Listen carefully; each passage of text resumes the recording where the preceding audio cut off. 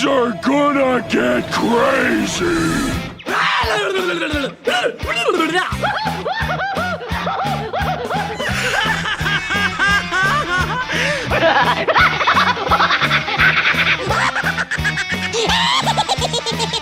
Most everyone's mad here. Hello, everybody, and welcome back to another episode of AniMat's Crazy Cartoon Cast. How are you all doing, everybody? And by the way, since as I am recording this, we are still in Easter time, I would like to go and say Happy Easter to you all. And I believe this is also happening at the same time for those of you Jewish listeners and watchers. Happy Passover. I think that's still going on. Feel free if you can correct me if I'm wrong in that case. But just in case, I want to go and like just like a little happy holidays message to go and deliver to everybody. But yes, considering that this is Easter, oh boy, do we have plenty of Easter eggs to go and discover this week, because we got a whole bunch during that time that's just filled with surprises, whether it be in animation or in entertainment. But in this case here, however, I got a very special Easter egg in the form of a special guest star. Now, it's honestly been quite a while since I've had him on board over here. And yes, you probably know him collaborating with many other people, whether it be online or even in the animation world, whether it be with Pan Pizza, Saberspark, or the creator of OKKO, Ian Q.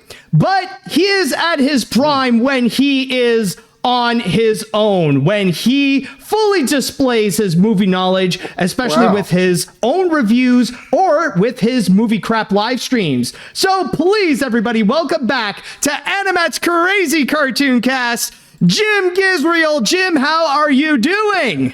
Hey, I'm good. How's everybody doing? I see people are pretty excited to see that you are here. That's always good. How are you doing, man? No, I've been doing great. So far, it's been a pretty nice Easter. What about you? How has your Easter been? Oh, it's good. Just kind of chilling. I'm sort of by myself, but family's out of town. But I had a good Easter. I watched some cool movies, and yeah, that wasn't too much. I watched a lot of cartoons, to be totally honest with you, for Me TV Tunes Easter marathon there. So that's sort of what I did. I might as well have to ask. We're not going to mainly be talking about it here, but I just want to know, did you also check out the Super Mario Brothers Super Show? Did you actually see firsthand the AI updates that they have done? I saw some of it the other day, and I saw that it was on it, but I didn't like the updates. But I reviewed the first episode. And I had it come out the same day as the first Me TV Tunes thing. And then I saw the AI upscale. I'm like, well, I'm glad I watched it not with them, but it didn't look it does take out some of the gritty flavor that everyone loves from the Super Mario Bros. Super Show. They took out all the rubber bands on Captain Lou Albano's beard, which took me out of it. So if anyone's a Lou Albano fan, they got that. I don't know if anyone. Yeah. He put rubber bands in it. Okay, never mind. No. It's all right. It doesn't look super good. As good as finding it on YouTube, which is not a good sign. But that's WildBrain's fault, not Me TV Tunes' fault. Yeah, exactly. It's more WildBrain with how they handle that weird thing. But outside of that, we still got plenty of other crazy stories to get into. So, Jim, I would like to go and ask you, are you ready for today's episode of AniMat's Crazy Cartoon Cast? I definitely am. Let's do this. Perfect. Now, chat wall, I'd like to go and ask you all, are you ready for today's episode of AniMat's Crazy Cartoon Cast? Let me hear it, folks. Who is now prepared? All right, let's see. In the chat, yes, people are ready. People are set. That is wonderful to go and hear. And so, with that said, it is now time that we shall go and get things started.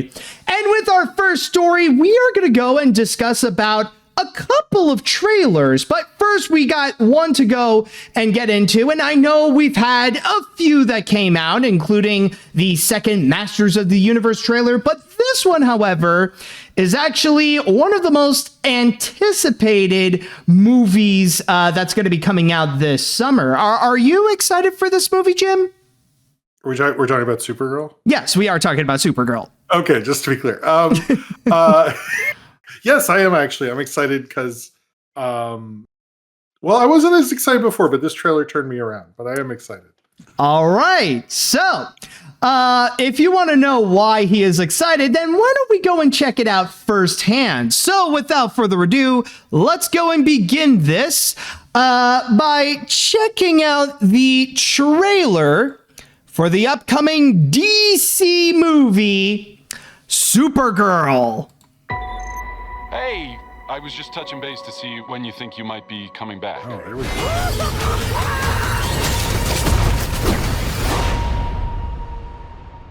And that is Supergirl, to which it shall be coming out in theaters on June 26th. So, Jim, I'd like to know your thoughts about what we've just experienced here. I like that trailer a lot, actually. I wasn't as super hyped for the movie, although I like Craig Gillespie okay and all that, but it really reminds me of an old like Western, like, you know, we're going on a journey to find the antidote. Kind of, I mean, it's similar, could be like John Ford's The Searchers or something like that, where it's like the whole movie could just be a big Western journey movie, or at least that's sort of what I got from it.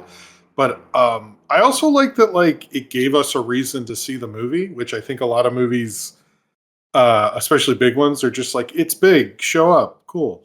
And this one was like, no, you like crypto, you don't want crypto to die. Please come to our movie now. You know, you would go on this journey too, admit it. And then, you know. But yeah, what did you think of it? No, honestly, I'm on the same page as you, and that's honestly the first thing I thought of when I saw this trailer, is that the main selling point that they emphasize is like, oh no, crypto's in danger, we gotta save crypto. And I feel like that is enough to be like, we need to save this, we need to see this for the sake of crypto. I saw on Twitter, I think it's Frank Cana from Mystery Science Theater, had a tweet that was like, the first Superman is Crypto 1, this is Crypto 2.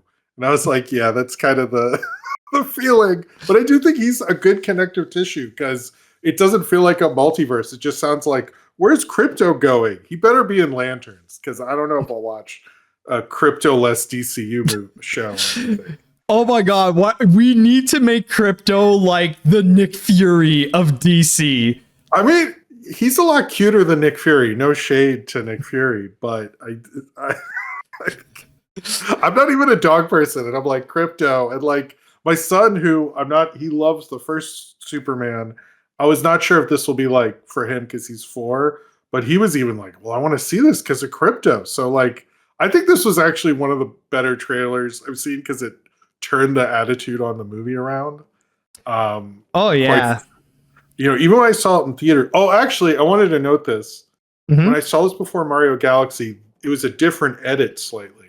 They didn't have the dips. Were you the dips at the bar, I think Lobo says? That was not in when I saw it before Mario Galaxy. And it showed her fighting with a bunch of ships and more the scale of it and less of the personal relationship, which I think was a bad move, but whatever. But I noticed it was a different edit since I saw this trailer a few times. I could imagine maybe it's a different edit to make it more kid friendly, because it is for the Mario movie. So like something that's more like G-rated instead of something that's full on PG. That's my guess. Okay. I mean, I don't have a problem with it. I just noticed it. But yeah, I'm probably, because the Mario Galaxy theaters fill up. Like, wow. Oh my God, like the movie theaters at my place went freaking crazy. It's like, I felt thankful that I went to see it on a Wednesday, because that weekend, the parking lots were like filled to the brim. I mean, it's good though. It's good for theaters, but I was like, dang, I don't know about this. This is crazy. Yeah, but going back to the subject of Supergirl, one thing I will say about this trailer that I was surprised about, but in a good way, is the fact that it's a lot more heartfelt. Because with the first trailer and when we were introduced to Supergirl in the Superman movie, like we see her a lot as like a bit of like a party goer and kind of a wreck at the same time. Like basically the kind of person that I wouldn't say is washed up, but it's like you could tell that they're like drowned in alcohol and all their cares are just like straight up gone. But in here, however, we see so much more of the heart, especially with the connection between Supergirl and the other girl as well, with how, they're kind of bonding with their shared pain that they've experienced. And at the same time, even like the moments with the villains where they're kind of like exploiting their pain in a way. You kind of do see a lot of the vulnerability between the girls, but at the same time, we also see a lot of their strengths, sharing a huge supply of the action, just showing from left and right with not just with their abilities, but also even with a little bit of the scale of some of the action that they go into. And not to mention, of course, now we got a little bit more of an idea of how Lobo is going to be in the film, played by Jason Momoa. What did you think of his little moments there? I mean, I liked him in it.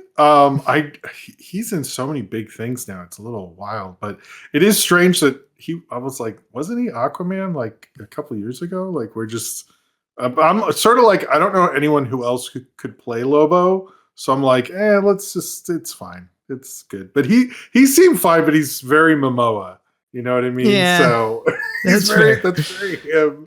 But the one thing I'm curious about with this trailer, or what I liked about this trailer, as opposed to the other one, is it felt like a very James Gunn Supergirl. And he did not direct it. Craig Gillespie did. And I feel like this one, I'm like, okay, sort of see Craig Gillespie in here. He did I, Tonya, I believe. Yes, that is true. Did he do I, Tonya? He did. Okay, I think so. He's actually he went to the same school as I did, and Ian and all that, and he was a graphic designer originally, actually. But he's I've always heard he's a nice. I've not met him ever, but he's supposed to be nice. But I do think you see more of his own style in this one, which is good. But I noticed they're really selling the gunness of it, which I get because he's running the whole thing. So, but I liked even the use of the song in this was better. I'm sorry, what were you going to say? Well, I was about to say, also technically, it's just to make the connection with the fact that this is all the new DC universe. So, of course, they want to have a bit of a smooth transition for people to go from Superman with what we just saw last year to to what we got now with Supergirl. And I'll say this about the DC, as much as they do sell the female superheroes a lot, they make a lot of merch on it. Not that much, because I've had experiences with my daughter when she got into these characters that I would go around conventions looking for Batgirl stuff, and that was hard. And that's at a convention. For Supergirl, there aren't that many things. So I do think it's going to be a little harder because other than Wonder Woman, DC limits the merch they do for female characters. So I do think we're going to see I think they know they have an uphill battle with this one. But I think if they set this trailer, I think accomplished that. But I do think we'll see a lot more merch, hopefully, of Supergirl and all that. And now I'll finally see that 80s movie. I've never seen it. So it's really part this and part that movie that I'm sure is great, right? It's great. Don't tell me otherwise. Yeah, we'll hope for the best that maybe the movie will come out strong and that we will see more of that representation, with Supergirl, and maybe with more of the other female superheroes in DC, and maybe some that maybe don't emphasize on the sexiness, because I would also add a few others, thinking of maybe Power Girl or who's the magician one again? I forgot her name. Zatanna and stuff like that. But then again, I heard they were gonna make a Batgirl movie. I don't know what happened to that, but Oh boy, yeah, that thing. maybe they'll look at this box office and go, all right. I mean, we're the Ellises. We're billionaires. Who cares? We'll pay the taxes and put this on streaming. Yeah, but then again, it's not official just yet. I mean, like, yeah, they won, but that doesn't mean that they got it just yet. They still got a long battle to go. True, but I don't see it not happening. Do you see it not happening? I don't know. As Deadpool said it best, it's an educated wish. I'm with your educated wish, man. There you go. I like that. But yeah, overall though, honestly, it's a very solid trailer, and it did manage to work well to have me more intrigued to see what's going to be in store with Supergirl, especially when it's proven to have a pretty strong emotional aspect. The action scenes look like they're a lot of fun, especially with that extra spice of Jason Momoa in it. And of course, we want to see it to see Krypto being saved. Yeah. I think that'll make it. This is a tough summer, but I think it'll make a difference. Oh, yeah, absolutely. So if you guys are excited to go and check out Supergirl, then once again, keep in mind it shall be coming out on June 26th.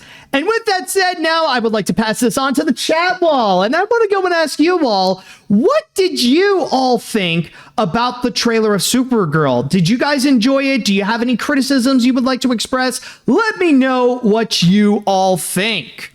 All right, so let's see here.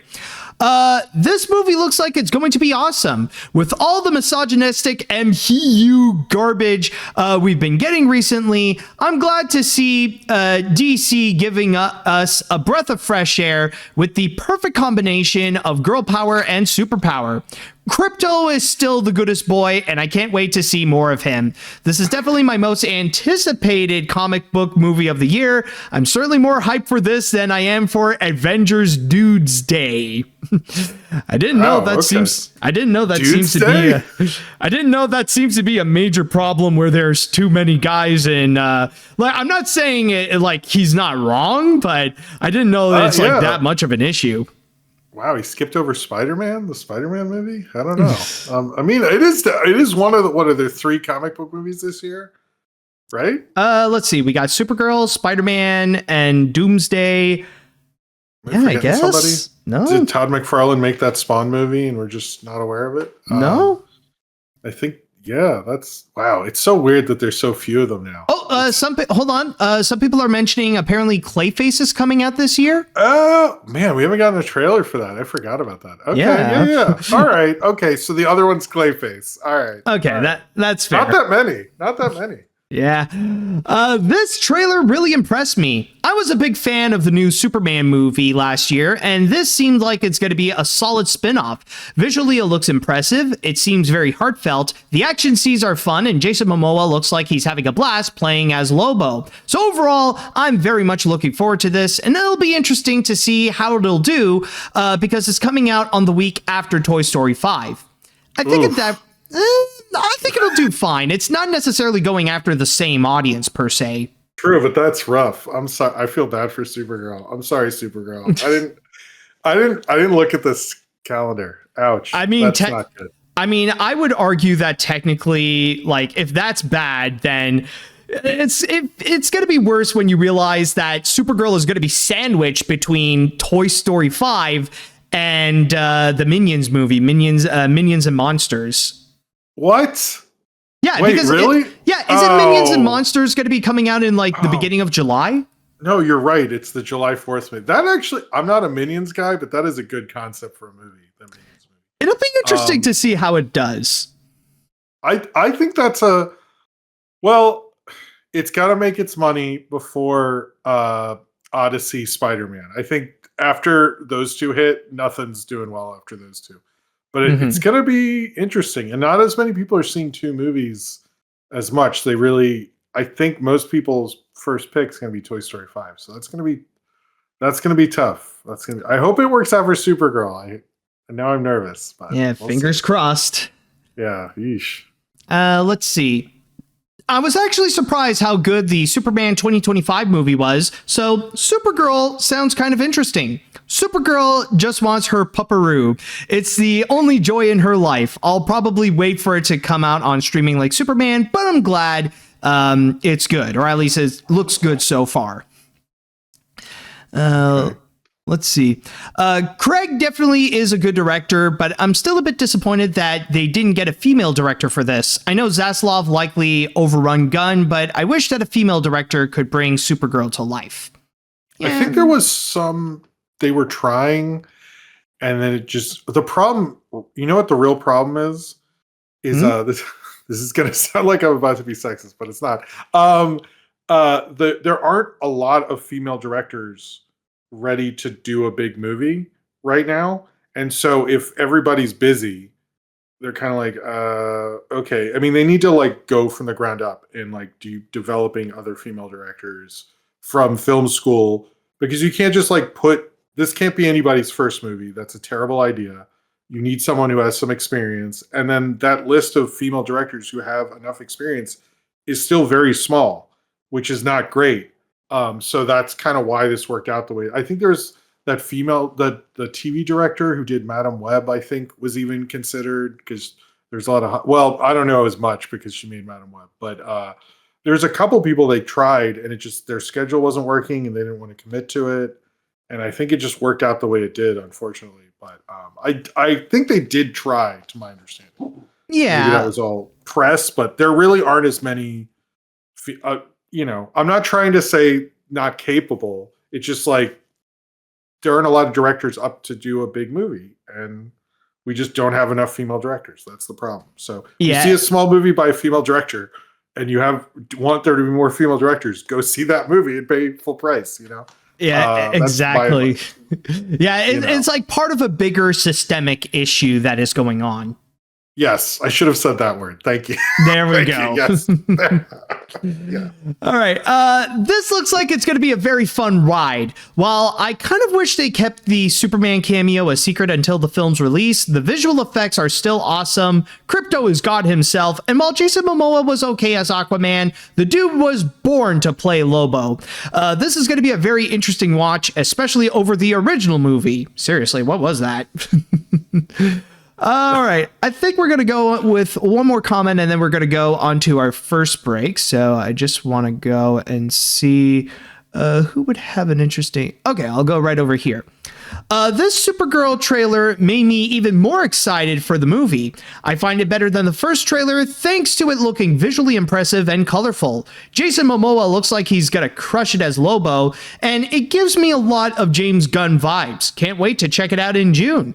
So yes, overall, people, if you are excited to go and check out Supergirl, in which there seems to be a lot of enthusiasm, which is great to see, then keep in mind to go and check it out again on June 26th.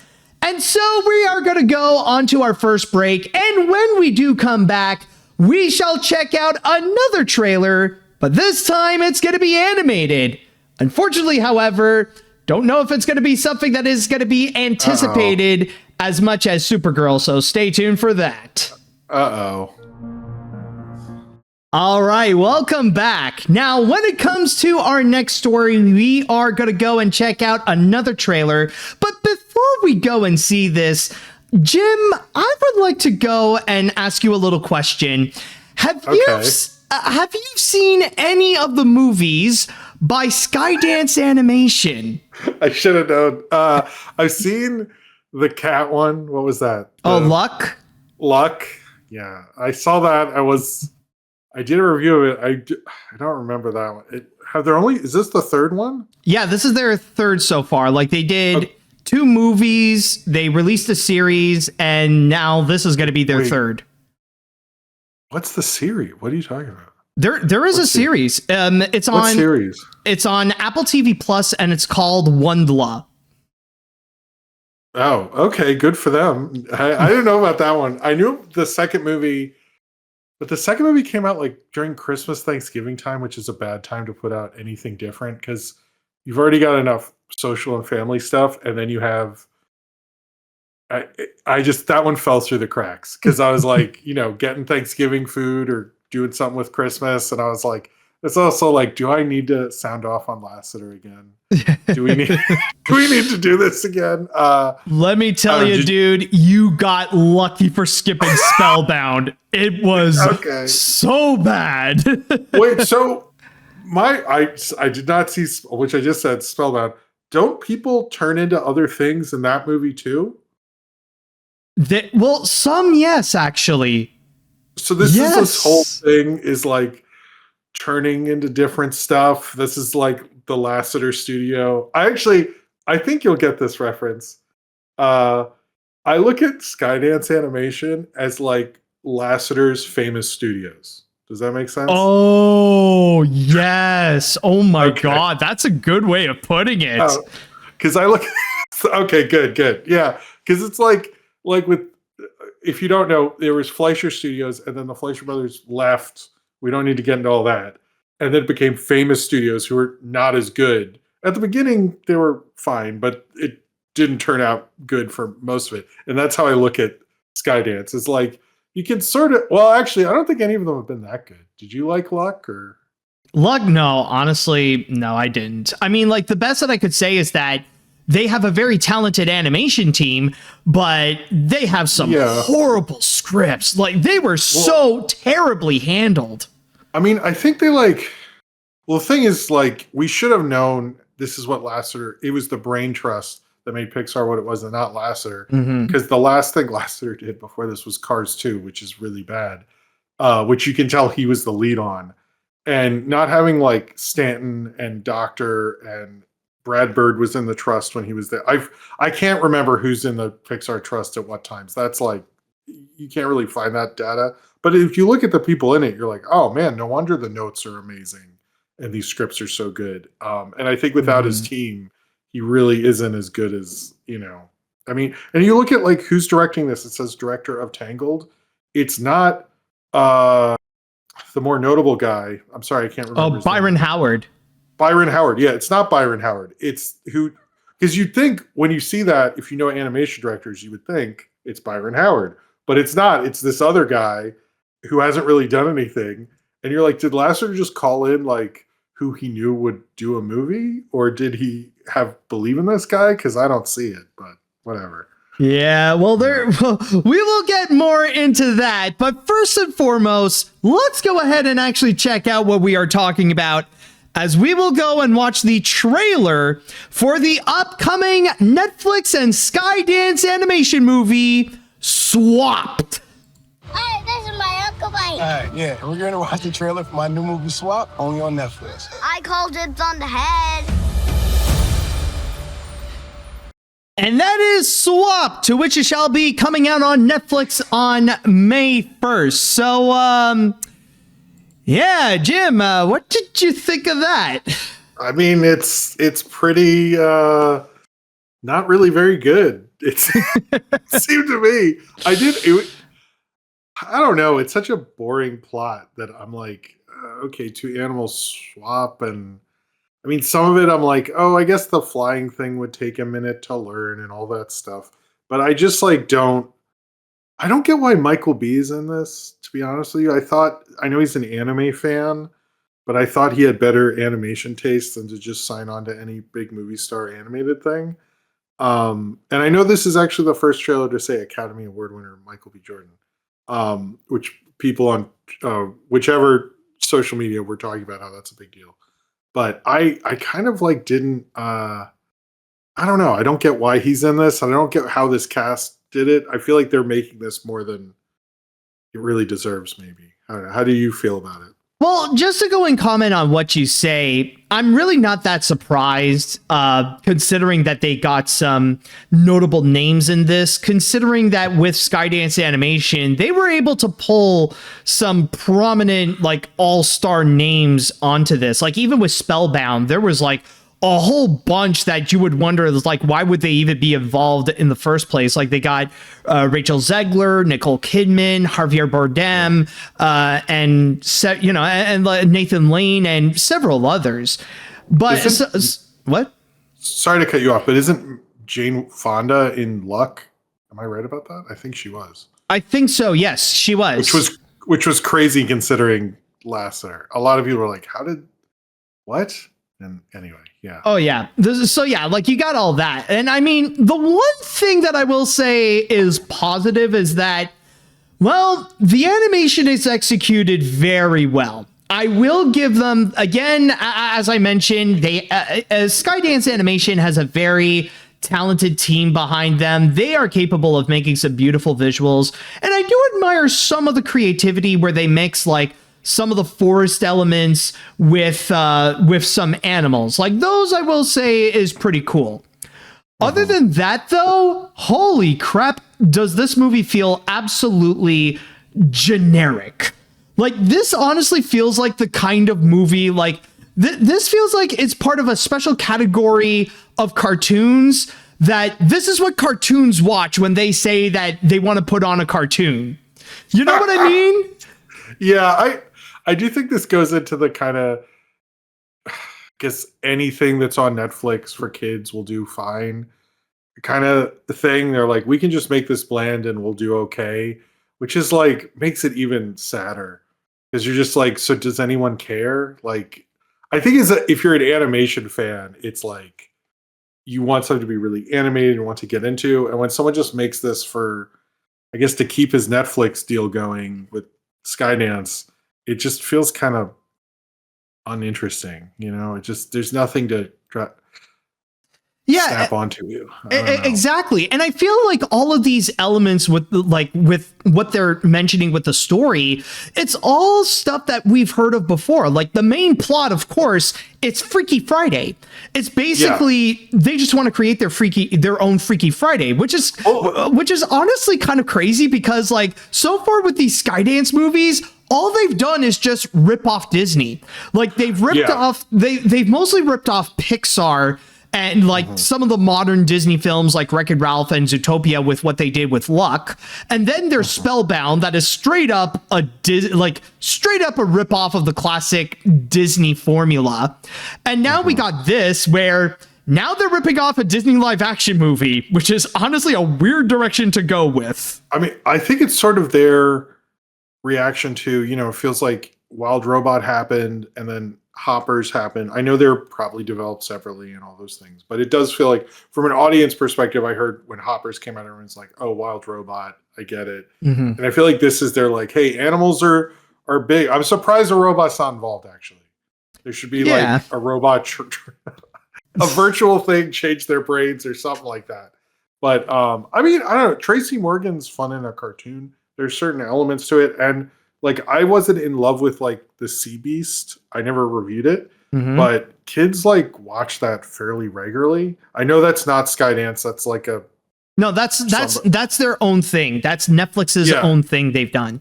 Okay. But like, to me, like, it's not horrible. I would never really put it on. Like the design isn't that interesting to me. And this is sort of like one of those that, I mean, maybe this will work out and some people will check it out, but it's not K-pop Demon Hunters. I know that's Sony, but like, it's not going to be like K-pop Demon Hunters on Netflix or something. I think it'll absolutely. Just be like, absolutely not. But if you're on, I don't know. I have my kids go on the kids app version of Netflix, and this is something that'll be there all weekend. But it's a summer weekend, so maybe they won't watch it. But I do think it'll do fine. But I am wondering what happens to Skydance Animation once their Netflix deal is done. And I guess that's been the big question of the Paramount Warner merger is where's Lasseter fit into this? And please God, do not give him that much more control. Yeah, honestly, the thing is with Skydance is that there have been several rumors going on right now that apparently what's been happening at the studio has been a massive disaster, and that even productions of movies such as this have gone pretty badly. And there was a rumor going on that apparently with the director, with Nathan Greno, that he wasn't really happy with how the movie was being involved, to the point that he kind of considered to go and get his name removed in the credits, kind of like have a Wonder Park scenario. But It looks like maybe that's not the case, considering they did advertise that this is from the director of Tangled, which, okay, like maybe it might not be that bad, but still, though, like from what we've just seen in this trailer, it's like it's not giving me any hope. Like even with like the humor, honestly, it kind of falls flat. The characters don't seem to have that much charm to them, and even like again, like a lot of the plot lines sound too familiar. Even the like what you described with how the Michael B. Jordan bird is not able to fly, like. Honestly, this is something like I just seen recently, but it reminds me so much of Rio. Like it feels like it feels like what they tried to do with or what they already did with Rio, with like the main character not being able to fly even though they are a bird. That's a good point. So at that point it just kind of makes me wonder, what is the selling point of this? Like, Michael B. Jordan. That's why he's at the beginning of the trailer with his nieces. He's like, it's like he just won an Oscar. His stardom's as big as it can be right now. They're like, hey, Michael B. And he likes cartoons. Do you like cartoons? And you know, that is seriously not to harp on him, but like the fact that he's always he directed Creed 3 and that's very anime influenced. And how he talks about animation a lot. I'm like, does he really not know? I don't know. Anyway, whatever. I'm giving you too much credit probably.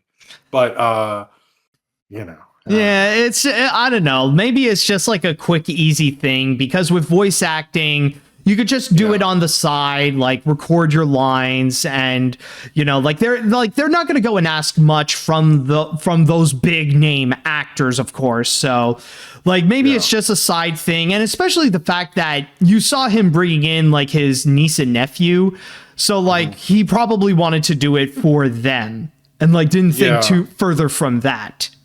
Yeah, and also like he might not have, you know, Disney, DreamWorks, everything Universal owns, might not have offered him anything, and he's like, well, I can lead an animated movie. Well, hold on. Actually, Ryan actually commented and brought up a very good point. It's like this is not his only credits in terms of voiceover work. Like he did Gen Lock, and he was of course in What If, in which I believe he reprised his role as Killmonger. Mm-hmm. Yeah, but apparently this is his first legitimate animated feature, so... Okay, also, hi Ryan, how's it going? That's why I was surprised, because he's had some interest in animation. But it does look... This is just a thing that Netflix will push, and I think a lot of people will watch that weekend, but I don't see this. You know, I think we're all just like, let's hope Ray Gun works out, and this... And if it does, despite Brad Bird's recent work, we'll all feel better about Skydance. I feel like it might not, but I'm going to pretend like Reagan's going to work out. Yeah, well, let's hope. I mean, even with the rumors that I've heard, like, allegedly, even Brad Bird has had it up to here with Skydance and how John Lasseter is running the place. What I don't get about this whole Skydance animation thing is Lasseter was going to retire before he got canceled. Like, that was very much known that he was going to, like, Toy Story 4 was it for him. And then, like, when he got canceled, I'm like, well, now he can just retire. Like, who cares? Because it's already, you know, you had a year left or something. And then he came back, and I always found that surprising. Like, because even Toy Story 4, the plot of Woody is supposed to be like him. That was the original idea. And him, like, being like, okay, I got to pack it up and move on and hang out with my wife, which maybe she doesn't want to hang out with him now. But I just, you know, I was like, can you just take the L, man, and just, like, go off into the sunset? This is, like, not the best way to end. I don't know. I think, it's like honestly, making this even worse. Honestly, this is, like, for me, I feel like this is just a vanity project for the sake of David Ellison, because he's the one who brought John Lasseter to Skydance Animation. So the Ellisons like approached him, like runs. Oh yeah, basically. Yeah. Like David. Yeah, like I remember David Ellison mentioned how he was a huge John Lasseter fan, and like he really went out of his way in order to bring John Lasseter to Skydance Animation. Like just after it was announced that he was about to be out of Disney. So when he says he's a fan of John Lasseter, he means of the movies, right? No, I'm joking. No.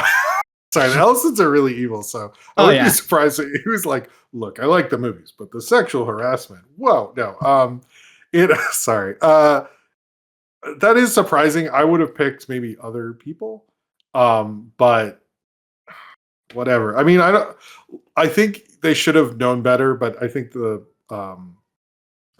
Ellisons usually don't know better. They're not really exactly knowing what we know about them now. It's like, nah, that was intentional, especially when like, yeah, they are the kind of like right-wing wealthy people that they think that they're heroes by uncanceling people, which is what they recently also did with I believe who was that director, Bryan Singer. I think they brought Bryan Singer, or I don't no it's not Brett Bryan Ratner. Brett Ratner, yes, yeah. Like they want to bring back Brett Ratner to do Rush Hour 4, I believe. That Rush Hour 4 thing is like none of them should make movie decisions, because isn't it just a streaming thing at this point? Because they were like, the money they'd have to spend on it was never going to make its money back, so they have to do a streaming thing. I have no idea. I mean, it hasn't started shooting, but I mean, they also helped out Max Landis. That didn't work out, but they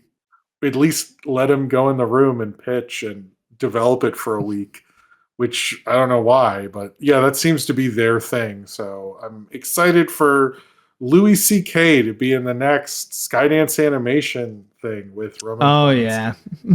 It'll be a really wonderful thing, and they can complain about cancel culture to kids. It'll be wonderful. Yay. But I hope Raygun works out, and I do think it sort of stinks, this whole thing, because I feel like if Lasseter was the Lasseter of the past, and not, I'm saying I know he was a horrible person. That's not my, I'm not to condone that. But if he was good at actually picking animation directors like he used to be, I think this studio could have been something, but he isn't doing that. Maybe they all said no, which I think is the most likely. And also because his taste, didn't he not like Chris Sanders and all those guys? Like sometimes his taste gets real bad. So no. Like it does happen. I mean, like he's always done like, kicking, like even before the 2020s, like he's always known for like quickly kicking people out and just replacing them, which what we saw with of course with Chris Sanders with American Dog. And like I think correct me if I'm wrong, but I think there was also bad blood between him and Glenn Keane, which was why Glenn Keane quit Disney, actually. Yeah, and the Henry Selick movie that he killed, and the Henry Selick movie. Someone mentioned Brenda Chapman with Brave. Never mind. I would like to take back what I just said about picking it. I think he just picked Brad Bird because he knows that guy. So never mind. Yeah, I'm wrong about. I mean, I think if he was a smarter director, he would pick like up and comers and people, or studio head. But he's clearly not. And he had Stanton and Pete Docter and those guys helping him out. And I think we're seeing who he really is probably now. So. Yeah, exactly. It's like right now, if anything, Skydance Animation is pretty much revealing that John Lasseter is not who he is. In fact, like I was shocked to see that even in the trailer that they're still trying to use him as a promotional tool. Like even saying like from the visionary of Toy Story. Although I will say I did laugh over the fact that it went by so quickly. Well, you know what? I think a part of that is most people who are not animation fans, the Lasseter thing does not register to them as a big cancellation. Like that went by them too quick. So like, I think for most people, they're like, what, Lasseter? I guess he's just gone now. They don't think about it. Whereas we think about it a lot more. I think they've been able to get away with it because it's animation and people just didn't hit the way the Weinstein and the others. Not that it was as bad, or we don't really know because it seemed like they pushed a lot of it under the rug. But Seems like they're not, most people do, like when I mention it to people are like, wait, what happened? He's what? And like, I think Joss Whedon, when I saw Toy Story with a bunch of parents, more people reacted to Joss Whedon's name being in there because he helped write the first Toy Story, if you didn't know. Right, that's true. I think got an Oscar nomination for it as well. But like nobody, and was like, well, Lasseter is probably up there, and they're like, what? And like no one knew, and I was like, oh, to me that's like always remembered, but to most people, they're like, he just didn't make the cut, I think. So, yeah, that's fair. Yeah, and with that said, I also want to go and talk to what the chat wall thinks about it. So with that said, though, guys, if any of you seem to be curious about Swap, then keep in mind the movie shall be coming out on May 1st on Netflix. And with that said, now, I would like to ask the chat wall, what do you all think about the trailer we just saw of Swapped? Are you guys actually excited for this? Did you actually like the trailer? Were you guys put off by it? Let me know what you think. All right, let's see. I'm not trying to give Lasseter any positivity here, but I will give it that I think the movie is kind of interesting. Almost like Freaky Friday with animals. Then again, I would wish this was a Blue Sky movie, because then it would have more to say that that'll give hope for it.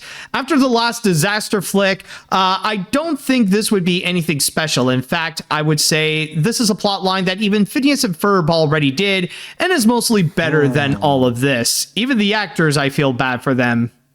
Yeah, well, you know what the other thing with the swap concept is? Neither of them mean anything to each other, right? They're just like two people that bump into each other. Well, it's like Predator and Prey. That's kind of like their relationship. I guess, but like, I think what works about Freaky Friday is it's like a mom and her daughter, and this is just like bird and non-bird. What's the other animal? I don't know. Weasel? Chipmunk? Rodent. Yeah, it's just not really. I feel like if they like had established maybe in the movie like they're always bumping into each other or something, but like if it's less like two random things, it's like, I mean, that probably is weird, but it just doesn't. I don't know. Maybe they do that more in the movie, but right now it just feels like these two things bump into each other, and that's like not. Sorry. No, it's all good.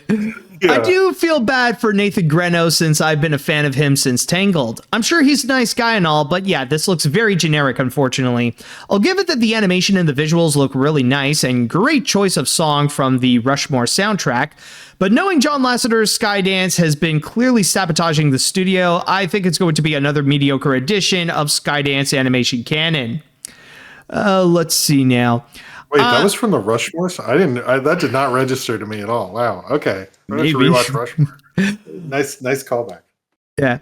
I'm sure you are aware, me and my friends have some beef with Mr. Lasseter. And Puku, screw the law, I'm not calling it swapped, isn't changing my mind. The animation, while decent, looks very generic. The story is incredibly bland, and the voice acting is rough, even for Michael B. Jordan. He sounds so bored. Overall, I'm not a fan, and I'm only going to watch it out of obligation. I pray to God there isn't a commentary track. I can't take any more delusions. Yeah, one thing I will say, and honestly, thank you for bringing this up, but yeah, even the voice acting doesn't sound all that great. Like, I don't know, there's just something in which the acting just, it doesn't feel genuine. There's something about it that feels like it's either, like it's either they're just doing it for a check or they're just hamming it up for the kids. Like they're like, in a way, it'll sound weird, but it's not like they're taking their job seriously in that kind of sense. Well, didn't Lasseter used to be a good voice director? Didn't he do the voice direction on?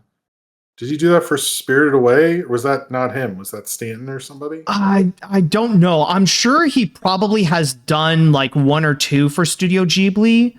Like you might not be wrong on that. Maybe Stanton. You know what? Actually, now I'm thinking about it. I bet Stanton did all this stuff because why else would they let him do John Carter? This all makes sense now that I'm thinking. Like Stanton did all the voice. They're like, oh man, you really held this together. Here's John Carter, and they all regretted that because he does Stranger Things. He works on a lot of stuff, and it all usually works out for Stanton. So apparently, John directed the Ponyo dub. It was for Ponyo. That's a good dub, though. No, it is. That's a good. He can voice direct. I guess not anymore. Maybe he didn't wear pants, and that was distracting. That's probably Yeah. All right, I'll read one more comment before we go into the next story. So, oh, Michael B. Jordan, you are so much better than this, man. The designs are really cute, but in the way I would want to have them as stuffed animals. I can imagine this could be good and I could ship the bird or whatever, but it just seems boring. Honestly, I wish the film kept the OG title Puku. At least that would make the movie sound interesting. I feel like grifters would say that this is a better version of Hoppers because Cope. I don't blame Nathan Greno for wanting his name off of it. Where's he shipping the bird to? I don't understand. I don't know, with the Michael B. Jordan rodent? Oh, like a ship. Okay, never mind. Yeah, that's shipping. Okay. Sorry, I was thinking of UPS. No, I guess so. Sure, why not? All right, so doesn't look like people are as enthusiastic about this as much as Supergirl, but keep in mind if you guys are still curious about Puku or Swap, technically, then keep in mind it shall be coming out on Netflix May 1st. All right, so we're going to go on to our next break, and when we do come back, we are going to go back to the present as we shall be discussing what is currently the biggest movie in theaters so far. So stay tuned for that. Okay, cool. All right, welcome back. Now, when it comes to our next story, we are about to get into what is right now the hottest movie in theaters, and that is the Super Mario Galaxy movie. And Jim, I am aware that you have seen it. What are your thoughts of it? I will talk about it. I'll have a review out later tonight. Okay. I will say that it wasn't it wasn't as good as the first one. I think we can all agree. It had a lot of cameos, but I also think that's sort of what Nintendo is, honestly. You know what I mean? Like, you play Smash Brothers or a Mario game, they love doing that sort of thing. Oh, yeah. But I don't think it was as well written, even though the first one was pretty bare bones, but it felt like they were more interested in the Peach storyline, and like Mario had no arc at all, and he's the titular character. I guess him and the Galaxy. And I feel like the Galaxy got maybe more of an arc than he did, but I had fun. It just was very much a big stuffed Hollywood sequel, you know? That's what we should expect, I guess. Honestly, I actually agree with you. I'm on your side where like I do find it to be fun. Like, as a Mario fan myself, I did enjoy like seeing all the cameos and also seeing the action going on, and the animation and the music is just fantastic. But at the same time, there's just no story going on, and whatever attempt of a story that happens, it's usually completely dropped, or it makes the movie so much worse, in my opinion. Oh, yeah. Or like the introduction of Yoshi. It's just like, oh, he's cute, and now he's part of the gang. Honestly, that's one thing I indirectly find it funny. It really is like how Toad felt. It's like, so a dinosaur is just going to be part of our group. Okay. Yeah. But in reality, it's like, no, it do be like that. It was sort of like the movie's like, you just want this to happen, so it's happened, and you're like, no, it's like the reverse of what you're talking about, the Supergirl trailer, or like with the Superman movie. You built a relationship with these people, even though you know stuff's been going on before. But in this movie, it's like, hey, you're fine. You like these guys, and you're like, what? No, what? Come on, give me something. And I don't know. And I didn't love Josh Safdie even. I thought that was not the greatest choice. And I don't know. Oh, you mean as Bowser Jr.? Was it Josh Safdie? Which Safdie? No, it's the other Safdie one. No, it's the Benny Safdie. Yeah, Benny Safdie. Sorry. I know they're both. Yeah, but I just didn't. I don't know. And there wasn't as much of the Bowser arc wasn't explored enough. It just felt like they were more into the fights and the cool tracking shots, which this was much better. The Mario movies are probably the best animation we get from Illumination. Oh yeah, absolutely. They I don't know if it just does Nintendo be like, yo, you got to step it up, because I did notice they share a title card, much like how this is probably true. I didn't put this in my review, but I thought about it when I watched it. At the end of Citizen Kane, Orson Welles shares a title card with his DP, much like how Chris Meledandri and the head of Nintendo shared a title card at the beginning of this. I was like, is that how this works? Because it seems like this is not Meledandri kind of stuff when you watch these movies. You know what I mean? Yeah, absolutely. But before we get more into the movie itself, I do want to go and mention about the big record that it managed to break, or the big achievement that it managed to do, because safe to say, it dominated Easter. Yes, at the box office, the Super Mario Galaxy movie was immediately at number 1, and it's already well in place to become one of, if not the biggest movie of 2026. Maybe even the biggest movie ever, not just an American movie. Go on. Oh, I don't think it'll be the biggest movie ever, but I think a lot of people thought it'd be the highest grossing movie immediately, and somehow Project Hail Mary was able to hold it off, at least so far. That is true. Impressive. That is true. Go on. No, I was just surprised by it, because I actually thought it was going to make more than it did, but it did open on a Wednesday. But it's 190 total, 130 weekend. Yeah. And 300 worldwide, right? That's the yeah. Or what is 372? Holy crap. Okay. Yeah. That's a lot of money. That's more money than I'll ever know. Yeah, but, exactly. I don't it's just such a, I thought it would do well because I thought it might outgross Minecraft, was the feeling, but it didn't do that, I don't believe. I don't think so. Wasn't it lower than the first one? I think it was, which was it was. I was about to say, actually, it was a little bit lower. If we look into the results at the box office, just on the 3-day weekend, it managed to make almost 131 million.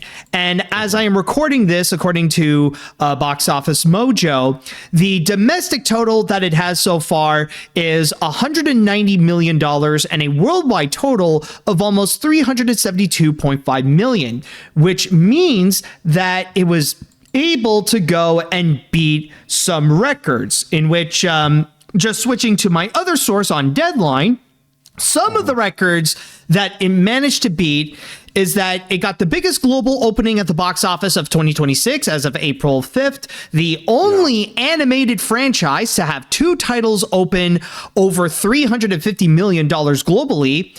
And as you were mentioning, it didn't do as much as the first, but it is the second highest global opening for Illumination and for a film based on a video game, behind the Super Mario Brothers movie.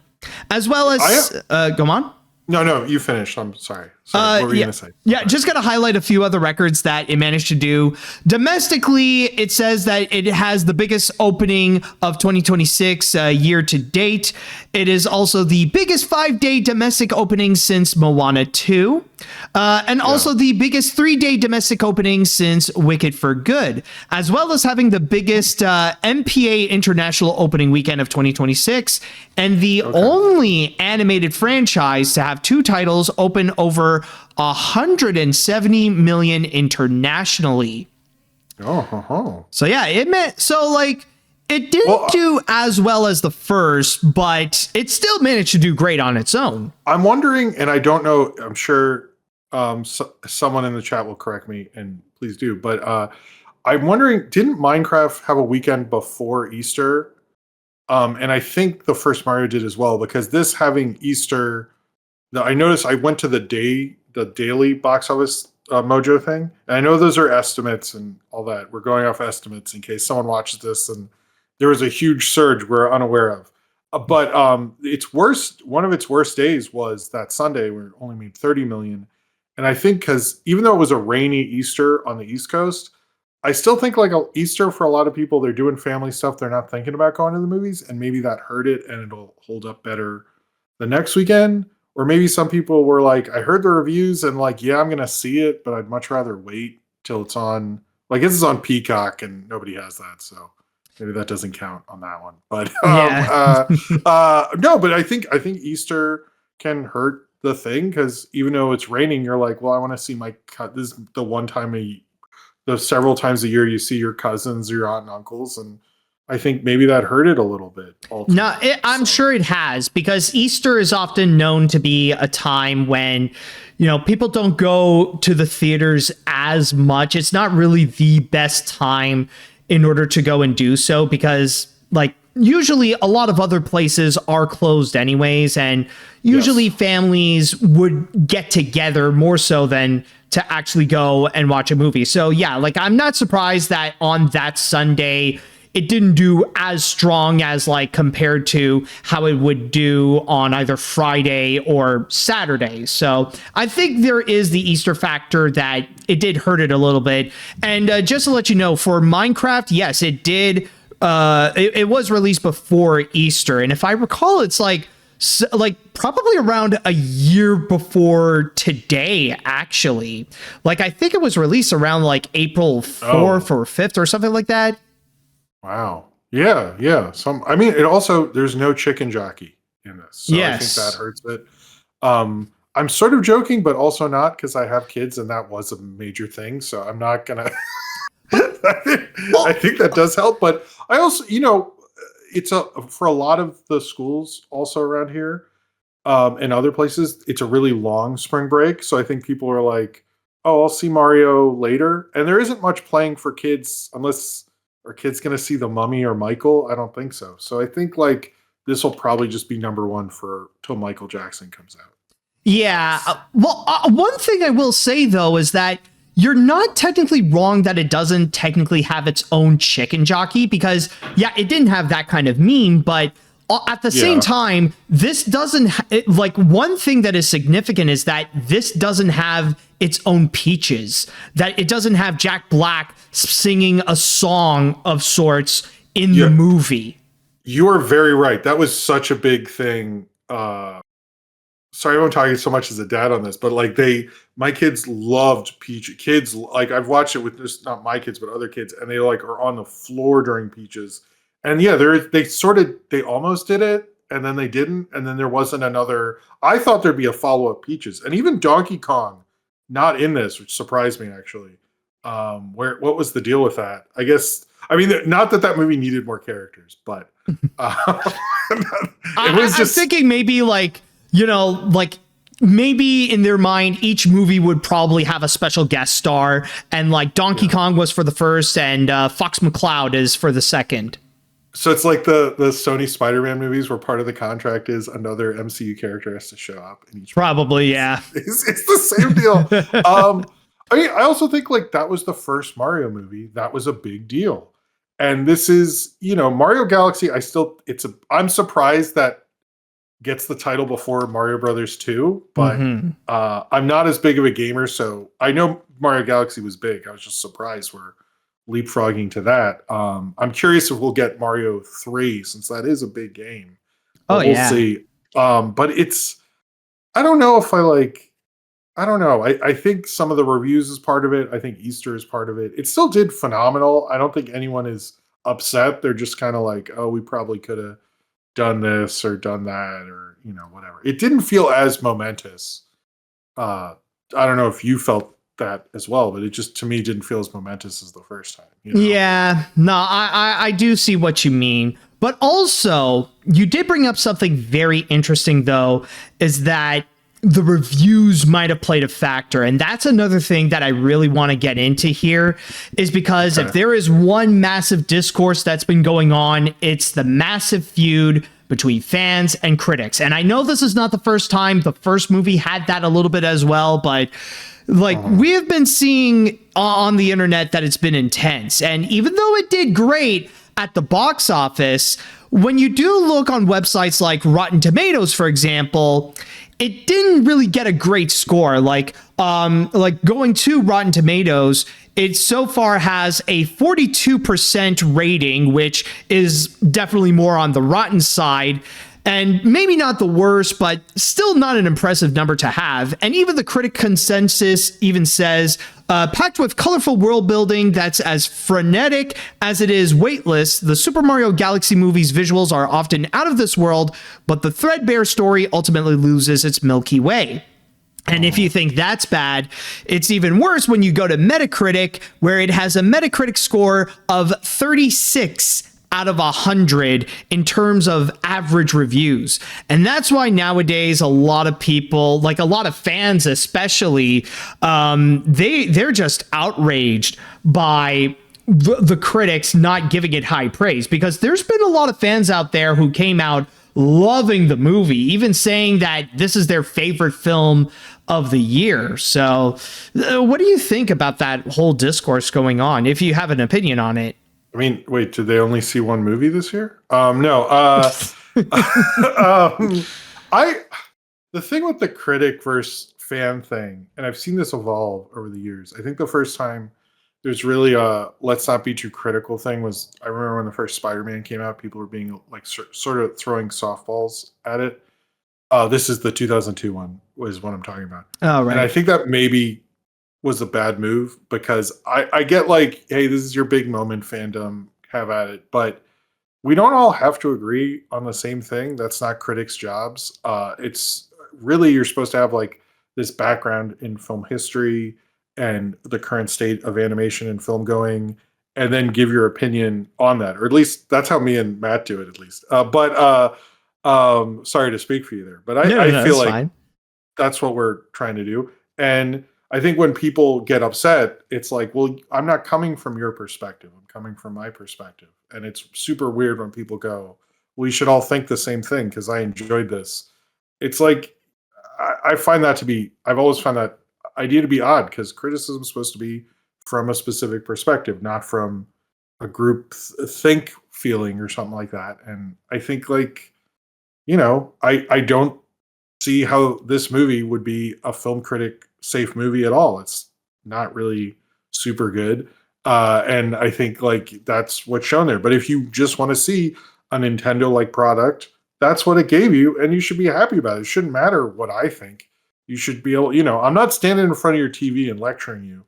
I only do that to some people, but not most. And I think you don't need to be so upset about it. I think I don't understand this whole theory. Like, we're not hurting this movie. We're just talking about the facts of what it is. And I look at it more like, you wouldn't go, I don't know much about driving, but I know, like, if you go to a mechanic, it's because they know stuff about cars. You don't go to a mechanic and argue with them that your car means a lot to you and it can't possibly have a bad transmission.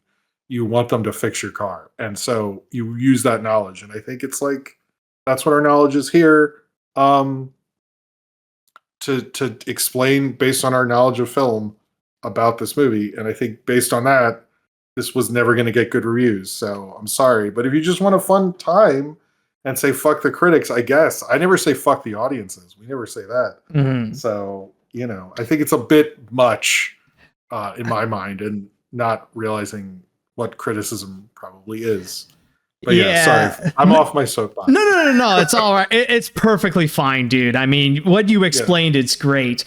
I mean, like, really, I think that, like, it's part of the big problem with fandoms where they want to be a hive mind, but it's impossible to do so. Like, they'll still try and desperately try to, like, make sure everybody has the same opinion so that they could feel comfortable with their own, but they can never do so. And there will be those people who will try to deviate, rather it be with critics or maybe other people that may be in the fandom. Because the thing is that with websites like Rotten Tomatoes, or I'll even add like award shows, they're pretty, like, to fandoms, they're basically like the bitter ex that they've never let go of.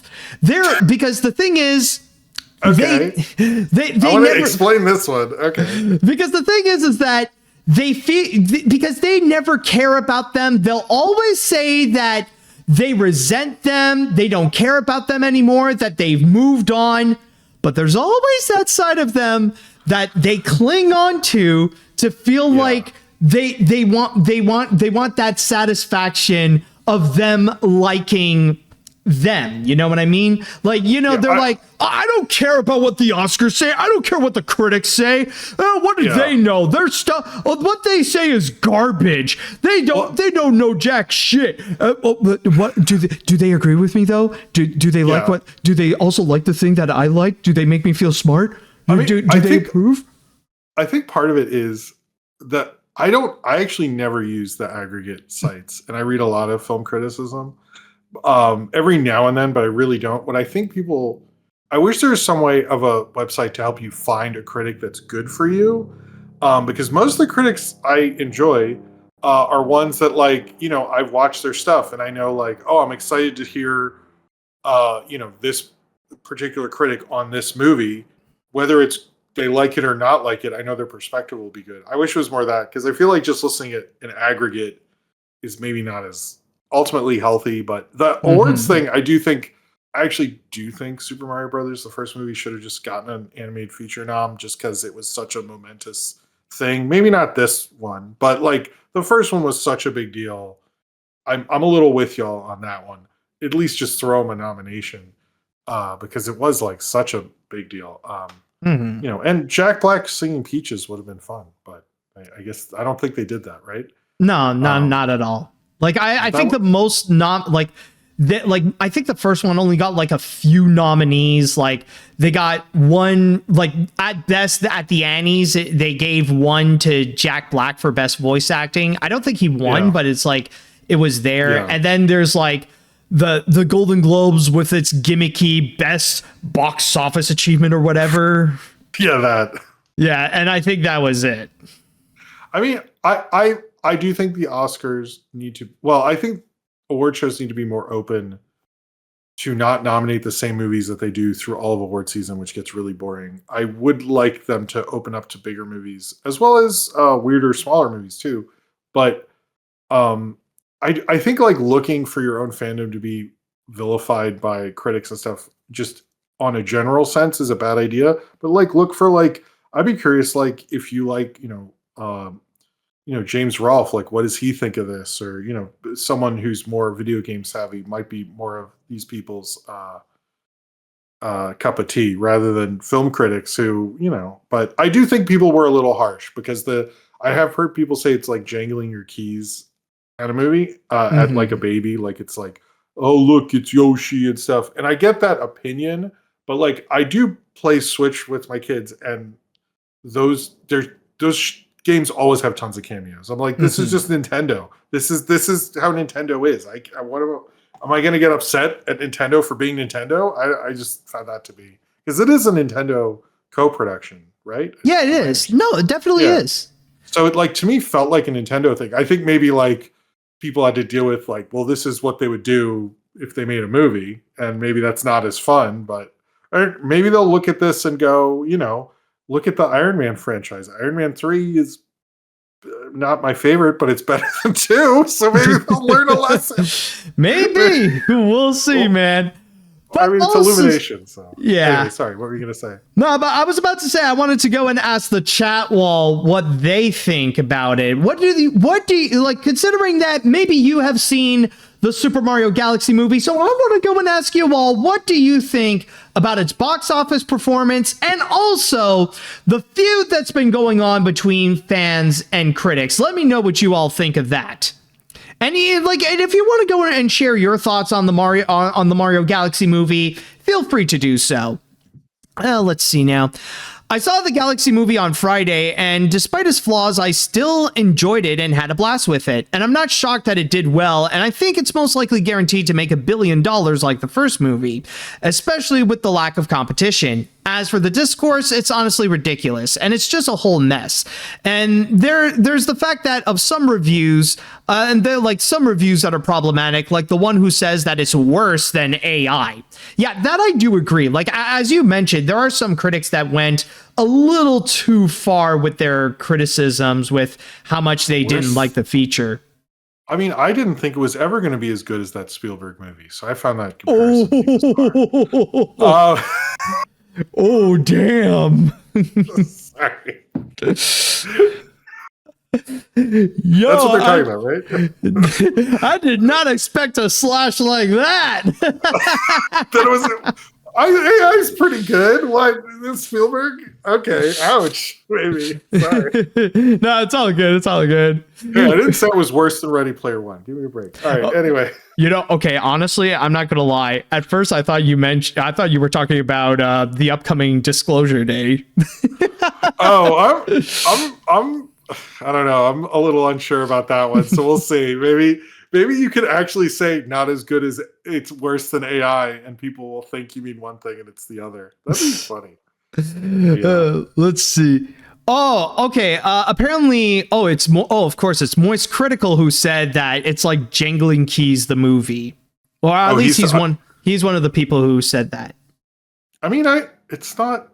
I don't know. I mean, yeah, but that's. I don't know. To me, it's like it is what that is, but I do get that opinion.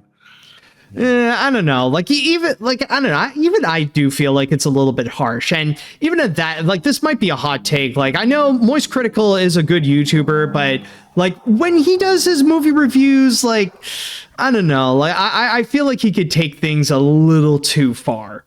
Well, that's the problem with negative reviews. Is so many people want to have a really cool negative review because it can launch you. I think like the last one I heard of, I know Mark Kermode did a Sex and the City 2 review, and that's sort of like what gave him a YouTube career. And there's a lot of people who have done that before. I mean, like Doug Walker, how many of those are negative or stuff like that? But I do kind of feel like you have to have a really good perspective. You can't just be, because there's so many Jangly Keys comments. I mean, Moist Critical is very popular, so I'm sure of course. He can say it, and most people will either, I'm not saying he ripped it off. We all, it's like we all saw the same movie. So we're all going to have similar reactions to a degree, but too many people want to make a name for them. This is the big movie, I would save it for Michael. That seems like a better punching bag, but we'll see. No one's seen that yet. Yeah. Anyways, shh. Do you hear that? It's the beautiful sound of Brie Larson haters crying that she's got another billion-dollar movie. As for my thoughts on the film itself, it was a step down from the already mediocre standards of the first one, but it had Brie Larson and Pikmin in it, so I enjoyed it enough. Hoppers is still the better movie, though. We should all watch that instead. Still, though, I'm surprised that there are so many people willing to defend such a mediocre movie. Well, I mean, like, when you got a film that is catered especially to fans, of course they're going to be, like, emotionally attached to it because they felt that it's the movie for them, so they will go and connect it so much with that movie to the point where any criticisms towards that, they'll take it as criticisms towards them.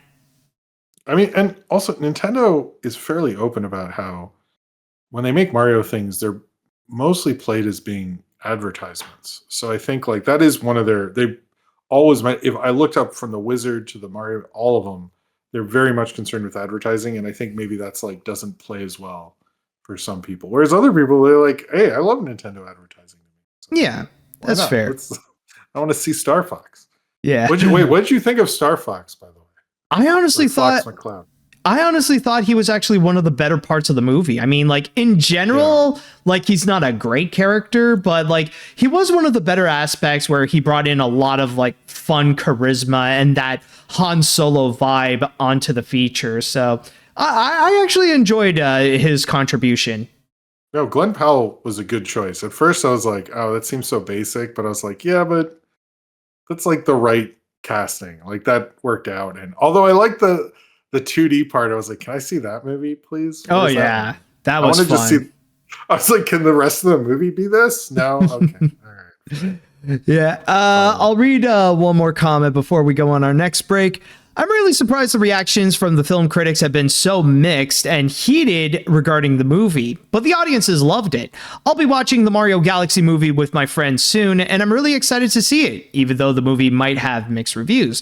I'm very proud that the movie topped the box office over the Easter weekend, and I'm hoping for the best for Nintendo and the Illumination. And also, don't listen to the critics, you could still enjoy the movie. Well, then again, you can listen to us. Yeah, you can just listen to us. Don't listen to anyone else. Our opinions are right. I mean, you can I don't know, there's lots of stuff I like that other people don't like. So that's, I think just get used to that. Oh, trust me, I have my fair share of that, and I've gotten into a lot of trouble for that as well. Oh yeah. Look, we're grown-ups into animation. There's not a lot of us. So like everyone should have to deal with that as an adult, and then they'll feel better about things. Exactly. All right, we're gonna go on to our next break, and when we do come back, we're gonna go and take a break from talking about animation in movies, and now we're gonna go and talk about animation on Broadway. So stay tuned for that. Ooh. All right, welcome back. Now, when it comes to our next story, I'm going to go and mention about a movie that, let's say it's been a while since we thought about it. And actually, I just realized right now, this year is actually going to mark the 20th anniversary of this picture. Oh, it is. Yeah, and wow. So I want to know, what did you think of Happy Feet?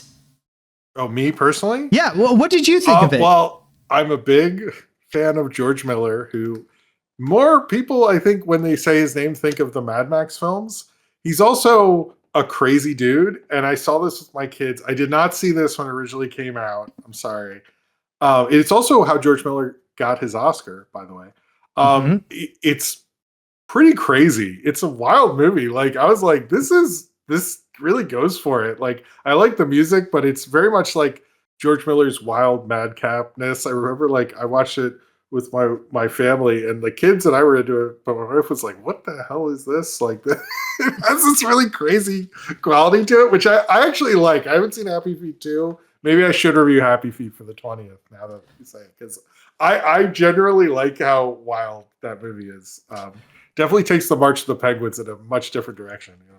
Yeah, I will say it's admittedly it's been a little while since I've seen the first Happy Feet. I just remembered that it was like fine. Like, I was dazzled by the animation. It looked phenomenal, but in terms of the story, there's just not much to it. And this might be a bit of a hot take, but I would argue that maybe Happy Feet is the weakest of the best animated feature winners. Like, compared to many of the others, I feel like... I'm trying to think of if I could counter that, but I don't. I'd have to bring it up. The weakest of the best. Wow, that's... I know, it's a bold claim, and I mean, like, it is a hot take, but I feel like this might be the weakest compared to, like, a lot of the others that we've gotten. I can't think... Oh, if anyone has a different one, I'm trying to remember all of them now. I can't think of one. I mean, I enjoyed for its... how wild it is, but maybe I'm coming at it from a different perspective. But I've also seen it within the last 5 years, let's say 6 years. Some say they would argue Brave, but even at that, I personally would take Brave over Happy Feet. I don't know. They're not like... Thing is, none of these are like outright clunkers. That's the problem. Is they haven't... Like, if it was Best Picture winners, I could probably do this easier. But, you know, I actually think, let me just say this, hot take, Happy Feet, better than Green Book. Oh, interesting. Honestly, like, I can't counter it, because honestly, my memory of Green Book is, like, a little bit absent. It's like, I'm still, like, loading. What is in Green Book again? Yeah. Oh, Soul, you know, I don't know. I need to rewatch Soul. I feel like Soul was part of a COVID... Oh, the mix of COVID movies is like that and Wonder Woman 1984. I'm like, I remember not liking it, but like I wouldn't put Soul in the weakest. So far, it's one of my favorite. It's one of my favorite movies of this decade. It is phenomenal. Oh, okay. I need to rewatch it then. It's been a bit. That I don't know. All the movies that came out during COVID, I'm like, what was too much going on during that? Oh yeah, there was a lot. But I will say this is not about Happy Feet and how it did at the Oscars compared to the others. This is about Happy Feet and how it's going to do on the stage. Yes, folks, it has been announced that Happy Feet is going to be turned into a stage musical. And for those of you who need a bit of a refresher on how is Happy Feet? I'm just going to go and read you here a quick summary on my source on Entertainment Weekly, as it states that the original 2006 film featured a voice cast including Elijah Wood, Hugh Jackman, Nicole Kidman, Robin Williams, and Brittany Murphy. It told the story of a young emperor penguin named Mumble, who is ostracized due to his lack of singing ability, yet then overcomes obstacles and adversity through some extraordinarily enthusiastic tap dancing. Again, he is a penguin.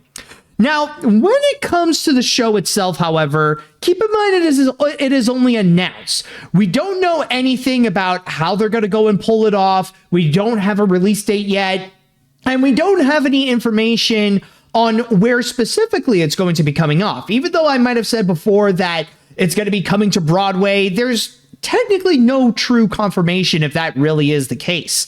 However, we did get some info about who's going to be involved, in which it says here, its next stop will be a musical for the stage, and there is an impressive group bringing in there. Tony Award-winning producer Dory Berenstein, who brought us Legally Blonde, The Prom, and Thoroughly Modern Millie, has assembled a team that includes Tony Award-winning director Michael Arden of Maybe Happy Ending and Parade, and book writer Douglas Lyons of Chicken and Biscuits and Fraggle Rock. As for how the penguins will be brought to life on stage, that remains to be seen. Although puppet designer Basil Twist, who has worked on Broadway before on Pee Wee Herman's Playhouse, The Addams Family, and The Charlie and the Chocolate Factory, is part of the creative team. Obviously, choreography will be key in a show about a dancing penguin, and heading that will be Ayodele Castell of Funny Girl and the duo Lauren Yalongo Grant and Christopher Cree Grant, who have also been working on another new film-to-stage adaptation, The Lost Boys. And from there, that seems to be all the info that we know about this so far. So, yeah, Happy Feet on the stage. Do you think they would be able to pull that off? I think they could. It would probably have to be like the Lion King thing, where they have the things on their head. I never saw the Lion King thing, but and it does some good. Those people sound like they've done some good work. The problem I think with the Broadway stuff, and I'm not an expert on the Broadway stage stuff, but I'll try to give a decent opinion here, is like the Betty Boop musical opened, I think, a year ago. And although I don't like live action adaptations of animation, and I was like, I'm not spending Broadway money on that ever. Although I was the only New York animation person who didn't go. So everyone else liked it but me. So I was stupid for not doing it. But, or according to people. But I don't know. It would really depend, because that closed, and a lot of these name shows don't last as long if they're not Disney, because Disney actually has their own theater. I don't think people realize this. Disney has its own theater in Times Square, so like they can just cycle them out, and people just go to the Disney theater. Disney has that on lock. The other ones, it's a little harder. If they have a good enough thing, I think Broadway does like big shows and all that, and the reviews are on point. It could be like the Beetlejuice musical did very well and like returns, and people are very excited for that. But to me, this sounds like something that Happy Feet hasn't been around in a few years. Like, I don't know how relevant. I know people hate it when people say, is this relevant? But like, realistically, like, when was Happy Feet 2? Like, 2011, I think. Yeah. Is anyone like, I'm a weird person who will go through George Miller's filmography and go, I can watch this with my kids. No one else is doing that. So like, I think the Fury Road musical would probably play better. I don't know if they're considering that. But I think the Doof Herder guy could probably do good there. So I don't know. But I think it would be an uphill battle with that one. The music and the production I could see working, but just selling it, I don't know how you would do that necessarily. Yeah, I will say I am a little bit more familiar with what's been going on in the musical scene, and I kind of feel like this is a bit of a response to what's been going on with Moulin Rouge, because I know Moulin Rouge, it's like that got turned into a Broadway musical, and that so far has been very successful. Oh, yes. Yeah. No, Megan Thee Stallion I mean, she had her collapse and stuff, but there's a lot of hype that she's in Moulin Rouge, and that theater is an experience unto itself because I walk by it sometimes, and they have like it looks like you're going to the Moulin Rouge. But I think like that's like there's positive vibes and there's an experience element that this doesn't. I don't see this having that. I get why you say it would be like that, but I just don't see. Also, Baz Luhrmann does a lot of theater, so I think that George Miller, I don't think he does a lot of. Maybe I'm wrong. Maybe there's a Witches of Eastwick musical I'm forgetting or something, but like it just doesn't seem to work as well. Yeah, but but the thing with Moulin Rouge is that I bring it up because that's also another big movie that is also a jukebox musical, and like there definitely is a way to go and translate that onto the stage, and I feel like they want to try to do the same thing with this, but I would argue that with Moulin Rouge, that one is actually like that, as you mentioned. Honestly, I might be on your side with the whole relevancy argument because Moulin Rouge is like a popular movie that, like, even to this day, like has a very dedicated fan base. With Happy Feet, however, it's hard to really imagine if there are still people that are like really into Happy Feet, or that they remember it more as that one weird cartoon from the 2000s. Yes. Yeah. I think like you really have to have a big name that people will be ecstatic about. And I just don't see Happy Feet. I'm not trying to shit on the movie at all. I'm just saying it's like really just that it isn't as round as much. It was a big hit then, but it's been 20 years. I don't know. I just don't see. And I think Moulin Rouge, it's Broadway's a little more gay and female centric. I don't know if Happy Feet has those things. So I think you might have to sell that a little more. It would really depend on, it's a really uphill battle. If I was them, I would not do this. Now, Surf's Up, however, no. No, I don't know if there's like Sony, maybe presently, like, with K-pop and Spider-Verse, they have the ammunition, but I feel like before they had big movies, but they weren't as. Well, I don't want a K-pop or Spider-Verse musical. I'm just saying the name was big enough to the possibility of doing that. No. I'm not denying that it would happen. I just don't think Sony would go and do that because they don't have the rights to that. Isn't Happy Feet Sony? No, that's Warner Brothers. Happy Feet is Warner Brothers? Yep, that was Warner Brothers.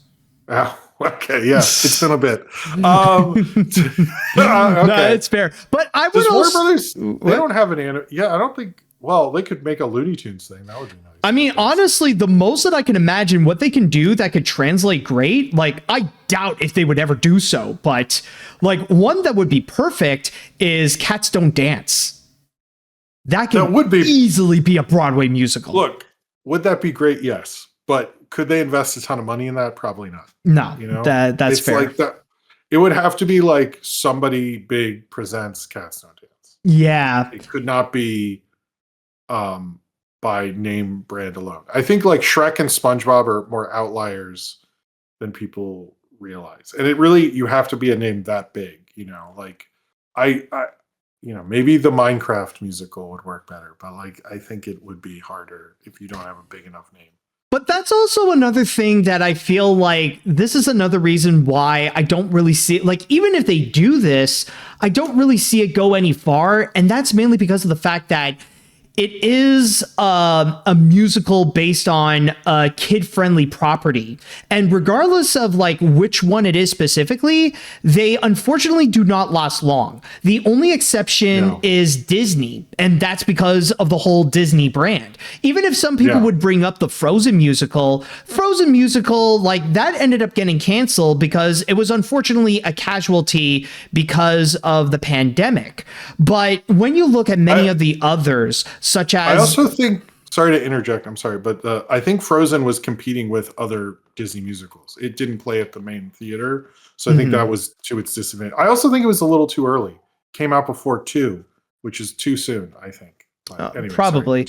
But But no, it's perfectly fine. But as I was saying, like even when you look at like some of the other Broadway or stage musicals that are based on cartoon properties, such as the SpongeBob musical, or what you brought up, the Betty Boop musical, or another example, Anastasia, they don't last that long. And that's mainly because if their main target is kids, they're not really going to invest their time to go and see the show itself, even if they turn out great. Like I've heard, like I as well have heard a lot of amazing things about the Betty Boop musical and even the SpongeBob musical, but they unfortunately did not last that long on Broadway. Yeah. And it's also that, most of these things, I'm not trying to, they're based on tourist money. And if you're coming to, I'm just basing this on New York. I don't know the other Broadway scenes in other cities at all. If you're coming to New York, you're basically, the problem is like I said with the movies, is often there's a number one slot for most people. And like, so you're telling me you're going to go against, like, you have Hamilton, which is still very popular, Chicago, whatever Disney has on, maybe Happy Endings is very hot right now. I know because my daughter loves that musical. And so like, you're going to be fifth if they've not seen all those things. At best, I'm sure someone in the chat's gonna be like, you forgot about that one. But it's just like you're lower and lower on the list. And that means you're getting less priority. And they're going like, well, I guess those are sold out. That's not a great place to be. I just don't. And if Penguins are really big now, which they were when Happy Feet came out, I'd believe it. But I just think it's like, not to. If they can come up with a way to do it and innovate it, and I don't mean to be like crapping on their parade, but I mean, I see the Lost Boys things. I saw a commercial for it this morning. So we'll see how that does. But I think it's a hard thing to get work, That's what's that YouTube channel, Waiting in the Wings? Like they're really good at going over it, but it feels like I was like, man, I could never do Broadway. I would constantly have anxiety over everything closing because that's like a lot of money. And oh yeah, for sure. Although the ones that do well, like I don't think anyone thought Hamilton was a thing in the past, but it is still very popular. Oh yeah. It's like a lot of the ones that don't go away are like are free money at a certain point, but a lot of them it's tough. So I think it could work, but I just don't see it making money. Yeah, honestly, you hit the nail right in the head. I agree that. Like, there definitely is a chance that this could absolutely work, and maybe they'll find a way to perfectly bring it to the stage and it will dazzle audiences in a new way. But I do also feel like the chances of that are still low, and it really does have that uphill battle to go through to really prove that a Happy Feet musical is going to be worth it. So I think it's more a wait and see kind of factor of how it's going to be pulled off and if it's going to really connect with audiences. But I don't know, like overall, if you would ask me if I would go and immediately see the Happy Feet musical, I'd honestly be a bit hesitant. It was like, I don't know. Yeah, I know. I saw Ryan Walsh brought up that they went on to do the Lego movie because it's Warner Brothers. I was like, that I could sort of see a Lego musical because at least they have those stores and they have enough. They could probably have enough cool things going on in the lobby. But like, yeah, it's a hard sell. I don't know if I can really see it, but good luck to them, I guess. Yeah, like Lego movie, I could see the possibility of how they could go and pull that off. That like I think that that would have probably had a stronger chance than Happy Feet. But I guess it's more like just the creative possibilities with Happy Feet that feels more easier to translate onto the stage more so than something like the Lego movie. Yeah, which does have its own song. So yeah, it has that, and everyone likes that song. Happy Feet doesn't have a Happy Feet song. No, I don't know, honestly. It doesn't have its own song. That's the thing. It's a jukebox musical. I mean, it could work into tap dancing. I don't know. I was like, that sounds like it could be fun. I just sounds expensive. I don't know. Maybe yeah, we'll see. We'll see how it goes. Yeah. All right. So with that said, Actually, Ryan did comment that apparently there is an original song by Prince. Oh, yeah, but I couldn't name it. Yeah, I couldn't name it either. Good for Prince. I'll have to re-listen to it. I love Prince. But with that said, I'd like to now pass this on to the chat wall, and I want to know what you all think about the Happy Feet musical. Do you think it's a good idea? And would you want to go and watch a Happy Feet stage musical? Let me know what you think.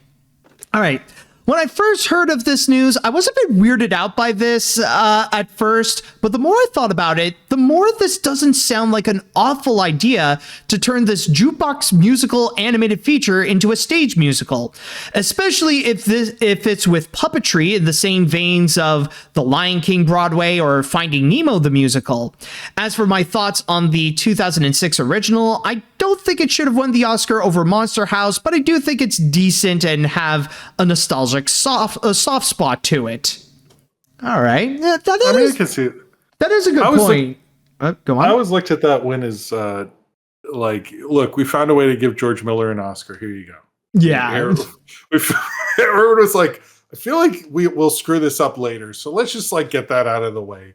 But, so he has it for Happy Feet. But then again, I would argue that when you do look back at that year, it was not strong in terms of animated features. I feel like Happy Feet was able to get it because the competition wasn't as phenomenal, you know? It was only up against Cars and Monster House. So I will agree between Monster House and Happy Feet. That is sort of a toss up for me. Cars definitely not. I didn't want Cars to win. I remember people thought Cars would win just cause, and maybe people were already sick of Pixar winning too much, so they're I don't know. They were just cars with faces, but this had penguins dancing. So no, it was before. No, it was before that whole thing was going on. I think at the time they only had Pixar only had 2 best animated feature wins. It only had Finding Nemo and Incredibles. Oh yeah, that's true. It is very early. I don't know.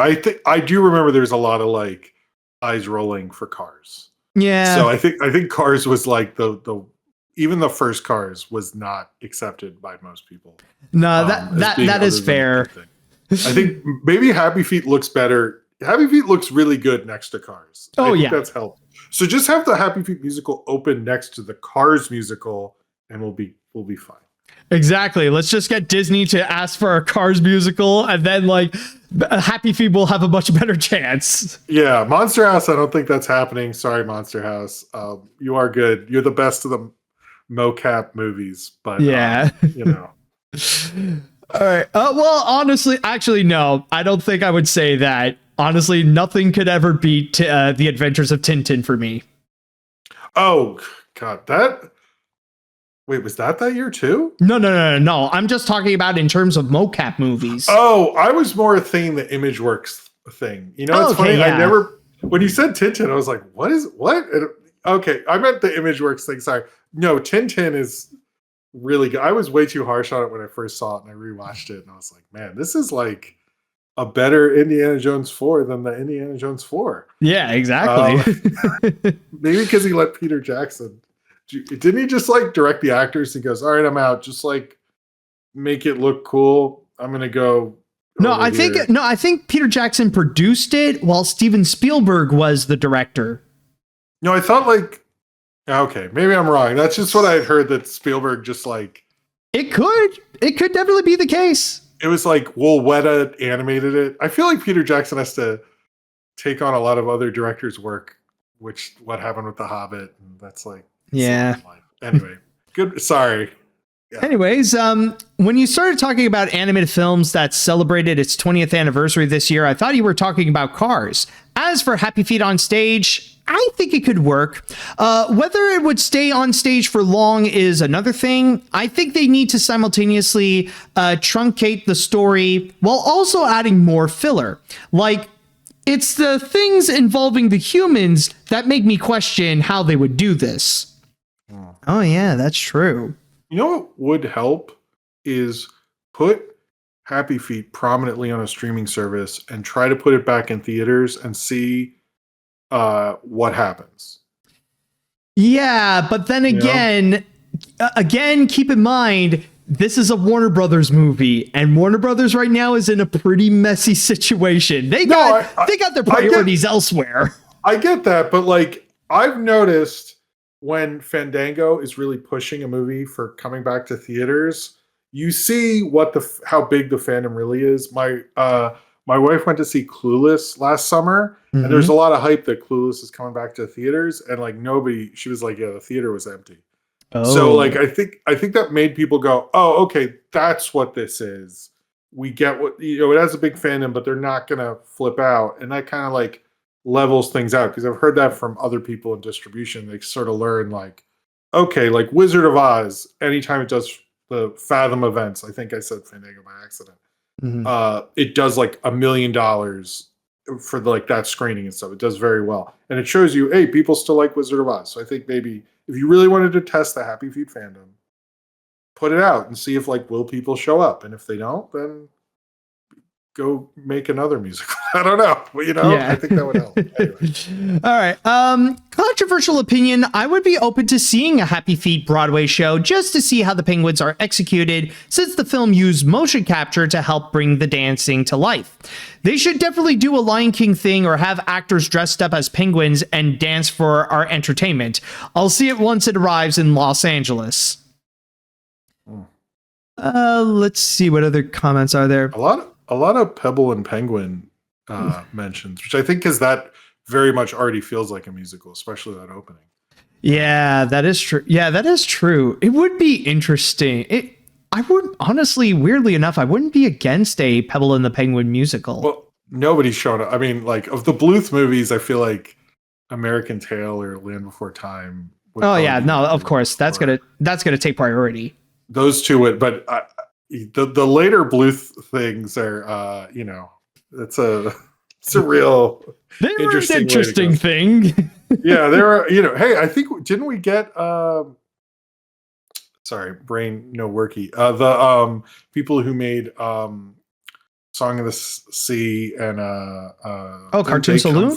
Didn't Cartoon Saloon sort of come from him investing in Ireland and having that studio there? I think. I'm not 100% sure. I would have to look up to see if there was a connection, because Don Bluth's animation studio for a while was in Ireland. Because I'd heard that like a lot of, maybe not the main people from Cartoon Saloon, but I heard like that's how they were able to do it, because there's so many animators who live there. But I've never had the facts to back that up, but I've heard that said before, so maybe that could be the case. We didn't get good movies, but we inadvertently got good movies. All right. Well, the thing is, I honestly don't like Happy Feet. Not that I have any vendetta against it, I just prefer other movies. In fact, my interest was fully ruined when the sequel came out when I was 11, so it did add to that testament. With this, I agree to say, why is this really relevant? And conceptually, they couldn't have gone with A Pebble and the Penguin. Equally not a great film, but it does have better songs. Or uniquely, despite being different properties, why not mash them up together?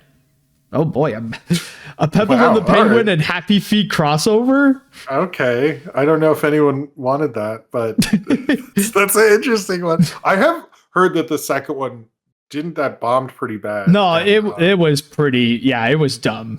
And nobody liked it. And it also, I believe, would not hire Brittany Murphy back. So, because didn't that start her major depression or something before she died? Really? So I've never seen Happy Feet 2, but I don't like it because I really like Brittany Murphy. So yeah, fair enough. Not super into them. Come on, she was Luann. What are you doing? But yeah, Happy Feet 2 did. Some sequels can really kill movies. Not actually, just to go and correct you, apparently Brittany Murphy passed away in 2009, so that was before Happy Feet 2. No, but she did die before it came out, but when they were recording, they told her they weren't going to bring him back. Oh, okay. That's what I had always heard, but she was replaced by Pink. Ouch. But yeah. Anyway, sorry. That's what I've always heard from people, and I remember at the time. Maybe my memory's wrong about that. It could be the case. All right, so we're going to go on to one more break, and when we come back, I got a heck of a grand finale to share with you all because this is the craziest movie news of the week. So stay tuned for that. Wait, what is it? And now, everyone, it is time we shall go and conclude this with the grand finale. And for this grand finale, this is a heck of an insane news that we have going on. Actually, what the fridge is going on? What is this breaking news thing? What? Let's see. Someone What actually, is I don't know. Someone shared a breaking Haley news Bailey? thing. It's breaking news. Well, apparently someone wanted to share. Oh, I guess it's Halle Bailey talking about the backlash she got when she played Ariel in The Little Mermaid. Like, basically the headline is from Variety. Halle Bailey says, racist Little Mermaid backlash taught me how to block out the noise. So, all right. So it's not as like, I'll check this out later, but okay. This one is not as big as I thought, or especially not as big as what we're about to get into here, because Okay. Just out of curiosity, how do you feel about the whole situation that happened with Jonathan Majors? Not what we're about to get into, but the controversy that got him canceled. I think it was, first off, a baseline for this. I think it was bad. I think he also did not handle it very well. Like, don't do the weird interview he did where he's getting upset and saying all this stuff. And it sort of reminded me, and I don't know if anyone, this is a little older. Do you remember Nate Parker when he was making Birth of a Nation and he had his controversy? Oh, He was going to be a big star. And like, I read stories about that later, and he was given sort of like every opportunity by like Oprah and all these people. This is Nate Parker I'm talking about, to rebound his image, and he sort of refused. And now, like, I have to tell you who he is, because he really had before that happened, he was going to be a big star. He had a huge movie coming out from Sundance, all this stuff. And I think Jonathan Majors is similar, not just because they're both black actors, but also because he had the opportunity to not fuck this up, and he kept fucking it up also. And I think like how you manage a scandal matters to Hollywood, and he didn't handle that very well at all. Now I do think like he kept coming back, and it was a little complicated, but on his part, they were like, Jesus, this guy. Also the Ant-Man thing, Ant-Man bombed, and then his thing happened, and he was not going to be the villain after Ant-Man bombed. They're sort of unrelated, but happened at the same time is really the story there. But I do think like he was in Creed 3 as a major villain.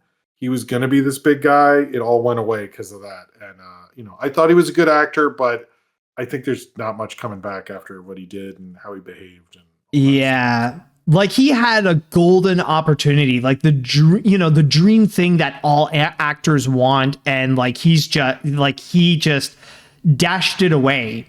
But apparently now with him, well, he is involved, but he's not the main subject in this because his situation went from bad to worse.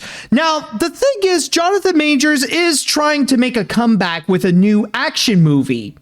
The big catch, however, is that this action movie is going to be brought to us by the conservative media outlet The Daily Wire and Dallas Sonier's Bonfire Legend. And already, apparently, with this production, there's already some calamity that's going on, including some injury that occurred with Jonathan Majors. Now, to go into my source here on Deadline, I'll just read you that part with what happened to him and his co-star JC Kilcoyne, in which it says, in which over here, the incident was captured on video obtained by Deadline, which is embedded below. Multiple sources confirmed to Deadline that the accident occurred after the window was replaced with an unsecured sheet of tempered glass to be purposely shattered in a later stunt that did not involve any of the actors. Since the tempered glass was only sitting loosely in the window, both the actors and the sheet of glass fell about 6 feet to the ground. Kilcoyne required stitches all over his hand after the incident, our sources with knowledge of the incident say. One crew member who say they arrived on set after the incident to help reset the scene told Deadline on the condition of anonymity, "When I got there, nobody mentioned anything about people falling out of the window. It seemed weird to me." So yeah, with Jonathan Majors and JC Kilcoyne, they literally flew out the window and they ended up injuring themselves. But what's even crazier, however, is that this is just the tip of the iceberg in terms of all the problems that have been happening with this specific production. Because even prior to it, crew members were not happy with what's been going on, and that they were actually striking during that moment. Whoa. It even says, as we previously reported, IATSE called a strike against the production on March 26 over a series of labor issues. We understand that initially, the union attempted to sign a contract with the production in order to secure payment into the union's health and pension funds. However, things got more serious as safety concerns grew over the past 5 weeks of production. And what's even crazier is that what happened to Jonathan Majors and JC, those were not the only ones that had an accident occur like that, because there were also some other things that did occur. If I could just go and find it. Yeah, okay. While that seemed to have been the inciting event for the strike, crew members who walked off of the job tell Deadline that it was just the tip of the iceberg in terms of their concerns. Like I said before, multiple workers corroborated incidents involving props falling onto the crew, including a rigged tree branch that hit the set medic. Several crew also confirmed that there were no meetings with department heads or writer-director Cal Rankin ahead of complex stunts or the use of prop firearms. We heard the production has been using airsoft guns, outreach to the armorer and prop master to determine set safety protocols surrounding firearms were not returned. And honestly, a big part of it, however, the big reason why this keeps on happening is actually because of the producers. They could not care less, especially when even signing into places where they would go and film their sets, they end up bringing them into dangerous places. Deadline also understood that the production required a location change after the crew pushed back on the use of a space that was infested with black mold. Producers had wanted to move forward with the location even after a contractor warned that the building was likely constructed with asbestos and should be properly tested. Instead, crew discovered the mold on their own as they prepped the location. They didn't really care about the long-term effects of the crew. One of the former set laborers told Deadline, "I don't think it even crossed their minds because they're so inept." Now, what is it that the producers themselves have to say about the situation? Well, they did comment on it, and oh boy, did it make things so much worse, in which it is actually, and by the way, it doesn't even end there. There was also another problem that they brought up, in which apparently they might have brought in someone who might have been a bit of a criminal in a sense, because it even says that members of the crew said that they've also raised concerns about special effects supervisor Chris Bailey, who was previously pled guilty to illegal possession of explosives on a movie set. He was prohibited from handling explosive materials because of a prior criminal conviction, according to a 2021 press release from the Department of Justice.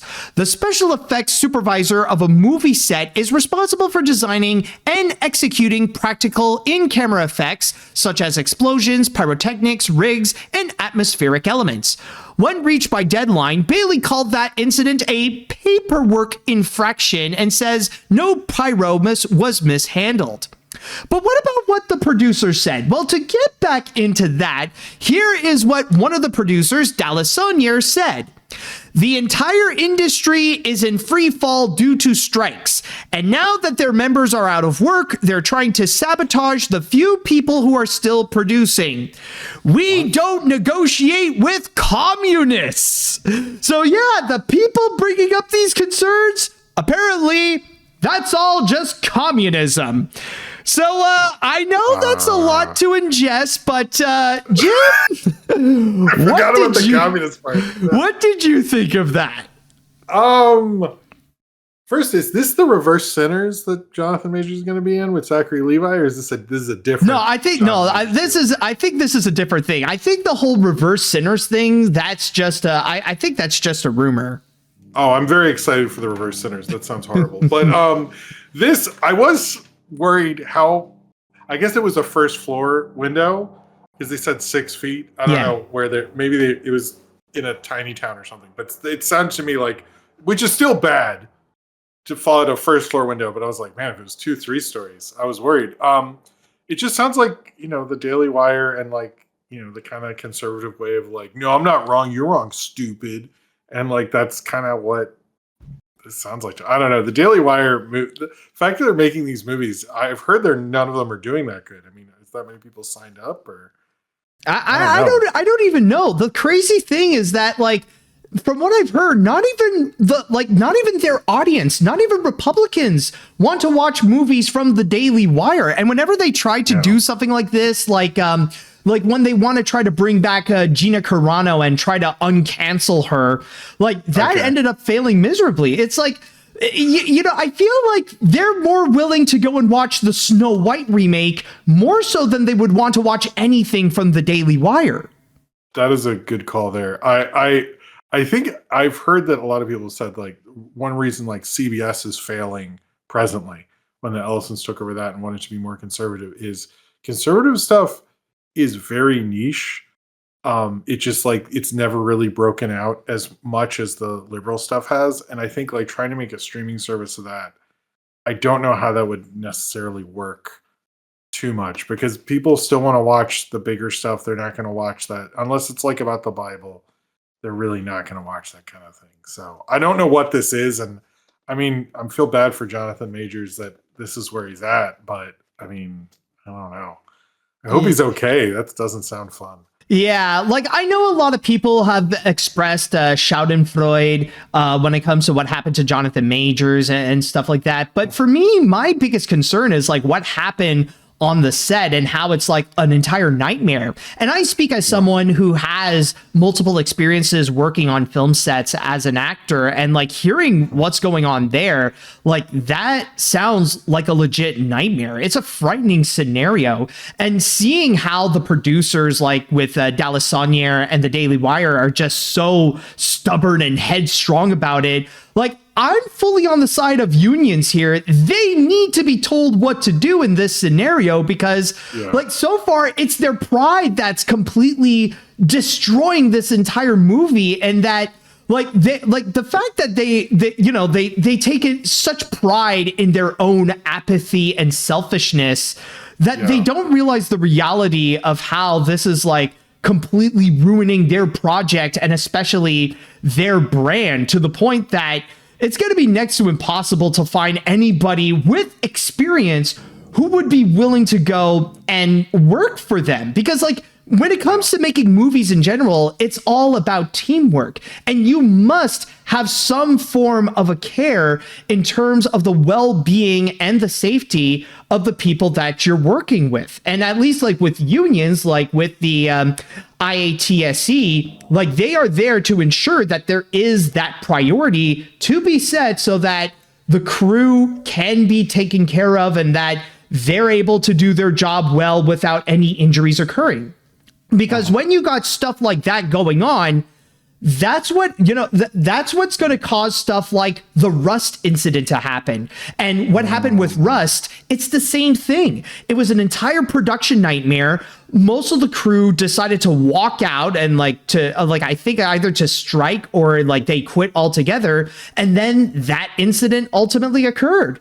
And I feel like it's most likely in the hands of people like the Daily Wire or Dallas Sonnier, in which they would, you know, if another Rust incident would happen, it would definitely be under their hands because of how careless that they're trying to do. Because again, they're valuing their own pride over the well-being of others. Yeah, well, what they do on these sets is they take advantage of people who this is their first, second movie, or this is their comeback, and they'll do anything to keep the job. And particularly, like, they bring up the strikes and like we're making work and stuff, but they're probably aware that they're taking advantage of people or giving people lower rates just because it's work and they can use it on a resume or just, you know, get through the week and stuff. And these, I don't know, it's sad that this happens in the arts as much as it does because it's really unfortunate because like people are just trying to like make their way through and move on to the next thing. But like, I think if they're making it so unsafe and stuff, they really shouldn't be allowed to continue this. Especially like, why is that glass set up for a shot that isn't happening then? Like, why was that even there? Like, if it was like for the shot and they tripped a little, but like, didn't they admit it was for a different shoot later? Yeah, like that shouldn't have been put in then. Yeah, they said that it was for a shot that was not meant to have any actors involved, and yet somehow it's just placed there where the actors would be and like be a part of like some kind of like window breaking action scene. It's like, yeah, that there's a lot of it that's just filled with incompetence. No, it's incompetence and I guess ego and incompetence, and having ego about your incompetence, which is interesting. But you know, I think it's just unfortunate. I mean, I can't wait for some YouTuber to review it, and that's how I'll probably experience this movie. So I'm excited for that. and I mean, even at that, that's probably the only way that this movie will even be discovered or even be talked about, because it's like, you know, because there's also a part of me, it's kind of like a bit of our conversation with what we talked about with Happy Feet, but this is like next level, because this is all for what? A movie, you know, a conservative movie that's going to star Jonathan Majors, who's already pretty disgraced. Like, are there going to be people who are going to go and watch it? And especially like thinking about the Republican crowd, like, I know, like this sounds pretty quick to go and label them as racist, but the thing is that they're putting out an action movie that's going to star a black guy. I don't think there's going to be many in that crowd who's going to go and check it out. See, you're probably right. I mean, they were making those like cheapo, like Dolph Lundgren's and a million of them, direct to, video on demand movies and stuff. And those end up making their money. I don't know if Majors has the name necessarily. It feels like the Daily Wire got him for the sake of being like, look what we did, you know? But like, yeah, you're right. It's not like, he's not like an action star who like a Statham. Well, Statham stuff goes to theaters, but you know what I mean? Like, yeah. No, I get what, I get what you mean. Dolph Lundgren pays for houses with his on-demand movies. He makes a ton of them. Yeah. I love Dolph Lundgren, but like he's very open about it. But like Dolph Lundgren's like a name you expect with action, and Jonathan Majors, was he in an action movie before this? He was in like Ant-Man and Creed and probably another thing. I don't know. It's hard. It's hard to know. I mean, like there was like, I know it's not an action movie, but like I can think of Magazine Man. Like that was Magazine Dreams. Magazine Dreams. Yeah. Yeah. And it was supposed to be his Oscar movie that year of Ant-Man and Creed 3, but then his thing happened. They kept delaying it. I think it did play, but he never got a nomination. Yeah, like it played, but nobody like very few even noticed it. Yeah, he really fell off.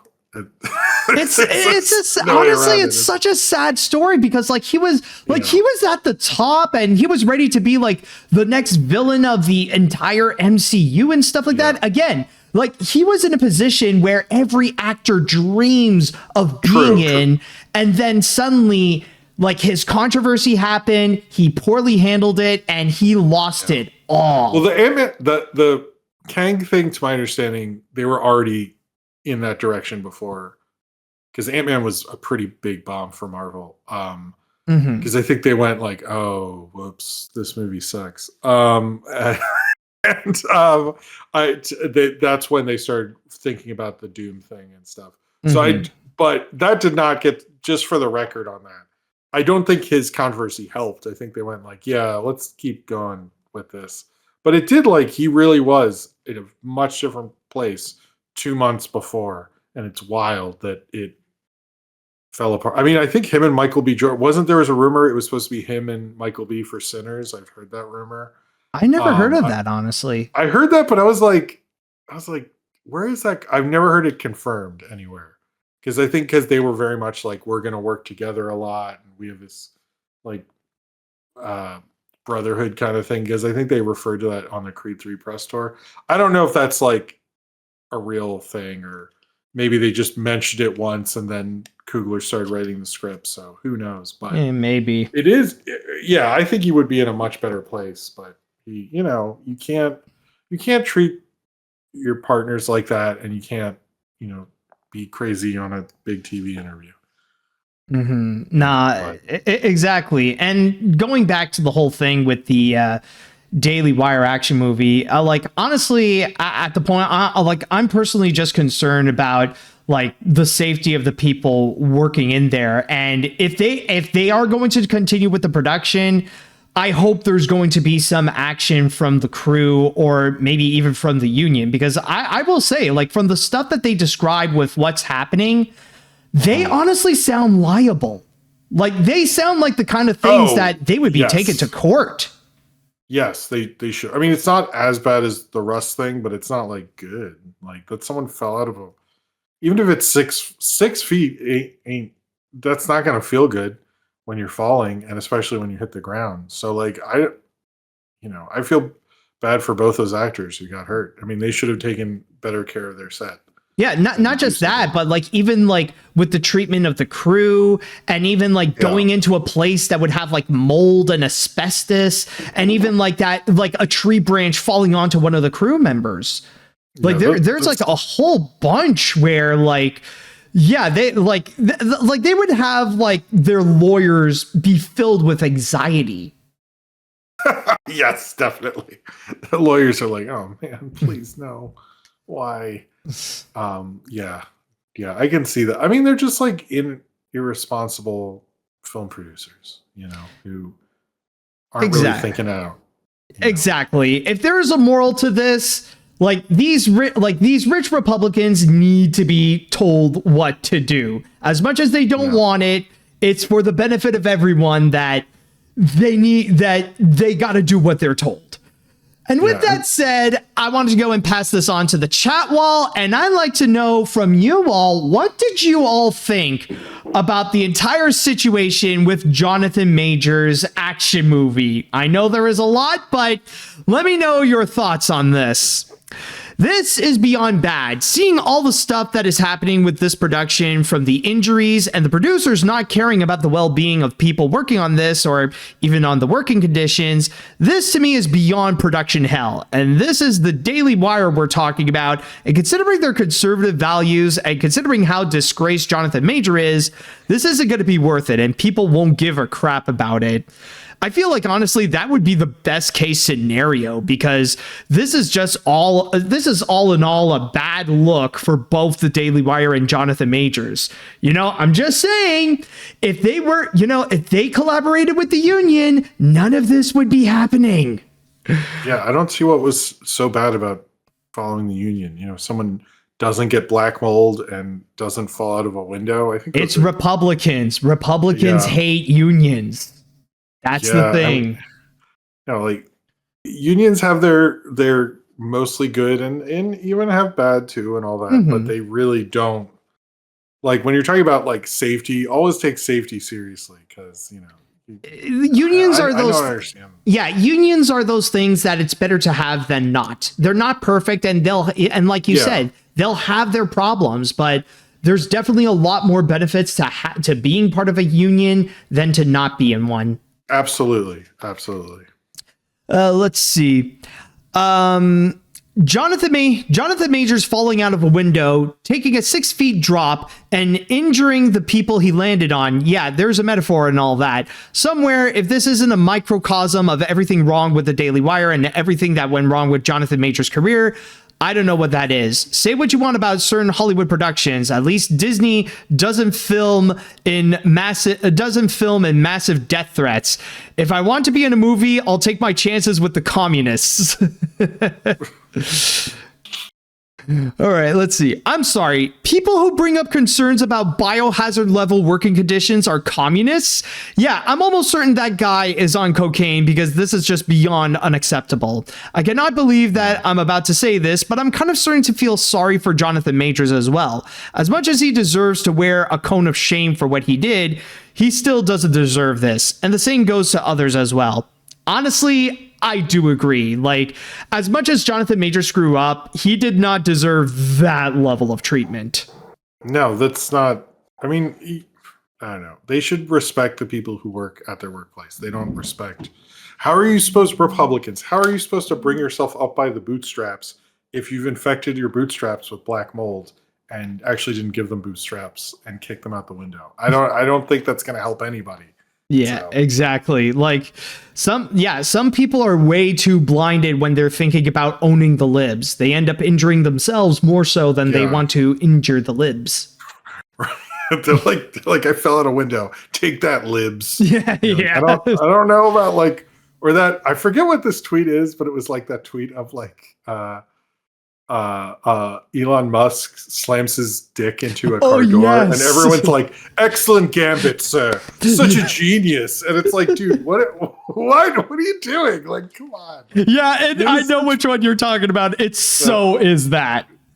It's I like when conservatives are like, well, look, he didn't shit his pants on TV. He just you're like, well, he owned you because you liberals would be clean and not poop your pants. You're like, I don't want to poop my pants. What, do you poop your pants? I don't understand. Because Trump supposedly pooped his pants. Yeah, I've heard about that. So I just like, to me, it's like when you're so into owning somebody, you can't even like realize when you're falling. It's beyond parody. The communist thing did not play well with anyone. Yeah, I think it's just like, come on, man. I honestly feel like this is nothing more but just a comedy of errors. I would be more excited to see a movie about the making of this than the actual movie itself. Oh yeah, there's a lot of movies like that, but this one definitely. They should really actually just like stop making. They should just start investing in the documentary about this movie. That's really what they should. Oh yeah. Let's see. Really proves that the Daily Wire doesn't care about not only to their audience, but to their own crew and cast members just by putting their lives in danger with their working conditions. I wouldn't be surprised if the Daily Wire will end up not surviving before 2030 or much sooner. And as a newcomer in the film industry, I wouldn't touch the Daily Wire with a 100-foot pole. Nothing of value would be lost once the Daily Wire will abandon making entertainment. Yeah, and from what I've heard, honestly, it's debatable if they would even survive this decade. Like, the Daily Wire has been losing a lot of steam. I don't think so. I mean, no? What was that guy's documentary? What is a woman or whatever? The anti-trans one? Wasn't he like, can you define a woman? Or something? I know which one you're talking about. Yeah. I can't even, Matt Walsh. There we go. Matt Walsh one. I just don't see any of these people. I agree. They're not making it out this decade. Okay. That's what I was wondering. Yeah. They're like a lost cause. Like, especially like when Trump is going to be over, like they're going to be over as well. Oh yeah. They've hitched their. I see that coming soon. I mean, their approval ratings are down. Like, it seems like people are just sick of this thing. They really like, it was probably not a good idea to win that second election for all of humanity, but also for them. All right, I'll read one more comment and then we could end this off here. I saw the video incident with Majors and his co-star, and wow, that was a bad accident. And it's even more crazy to hear about what's happening behind the scenes. I know this might be harsh, but I feel like for the safety of the crew and actors, they should cancel this movie, especially when the producers just don't care about their safety. Making movies not only should be made with safety measures in place, but also it's a team effort. Exactly. That's what filmmaking is in general. It's a team effort. Regardless if you're doing a live action production or animation or anything like that, it's about working together to create a movie. And if you're not in this together, if you're not caring for each other, then your movie is going to come out just like the production. It's just going to come out a disaster. Yeah. No, you got to do right by everyone in who you're working with, you know? Mm-hmm. I don't think it'll work out. Exactly. And with that said, that should do it for this episode of AniMat's Crazy Cartoon Cast. Jim, thank you so much for being a part of it. May I say it was an absolute blast having you here. Oh, cool. Thank you for having me. Thank you. I know it's been 5 years. Last time we talked about when theaters will open during COVID. Oh my God. Yeah, that was a once upon a time. Yeah, I know. So I'm glad to be back. Thank you for letting me come back again. Yeah, and if people want to go and follow you, where can they go and find you? On my YouTube channel is kind of my main central hub. I'm on Blue Sky, Twitter, Instagram, all that fun stuff. But yeah, mainly on YouTube is, subscribe and all that fun stuff.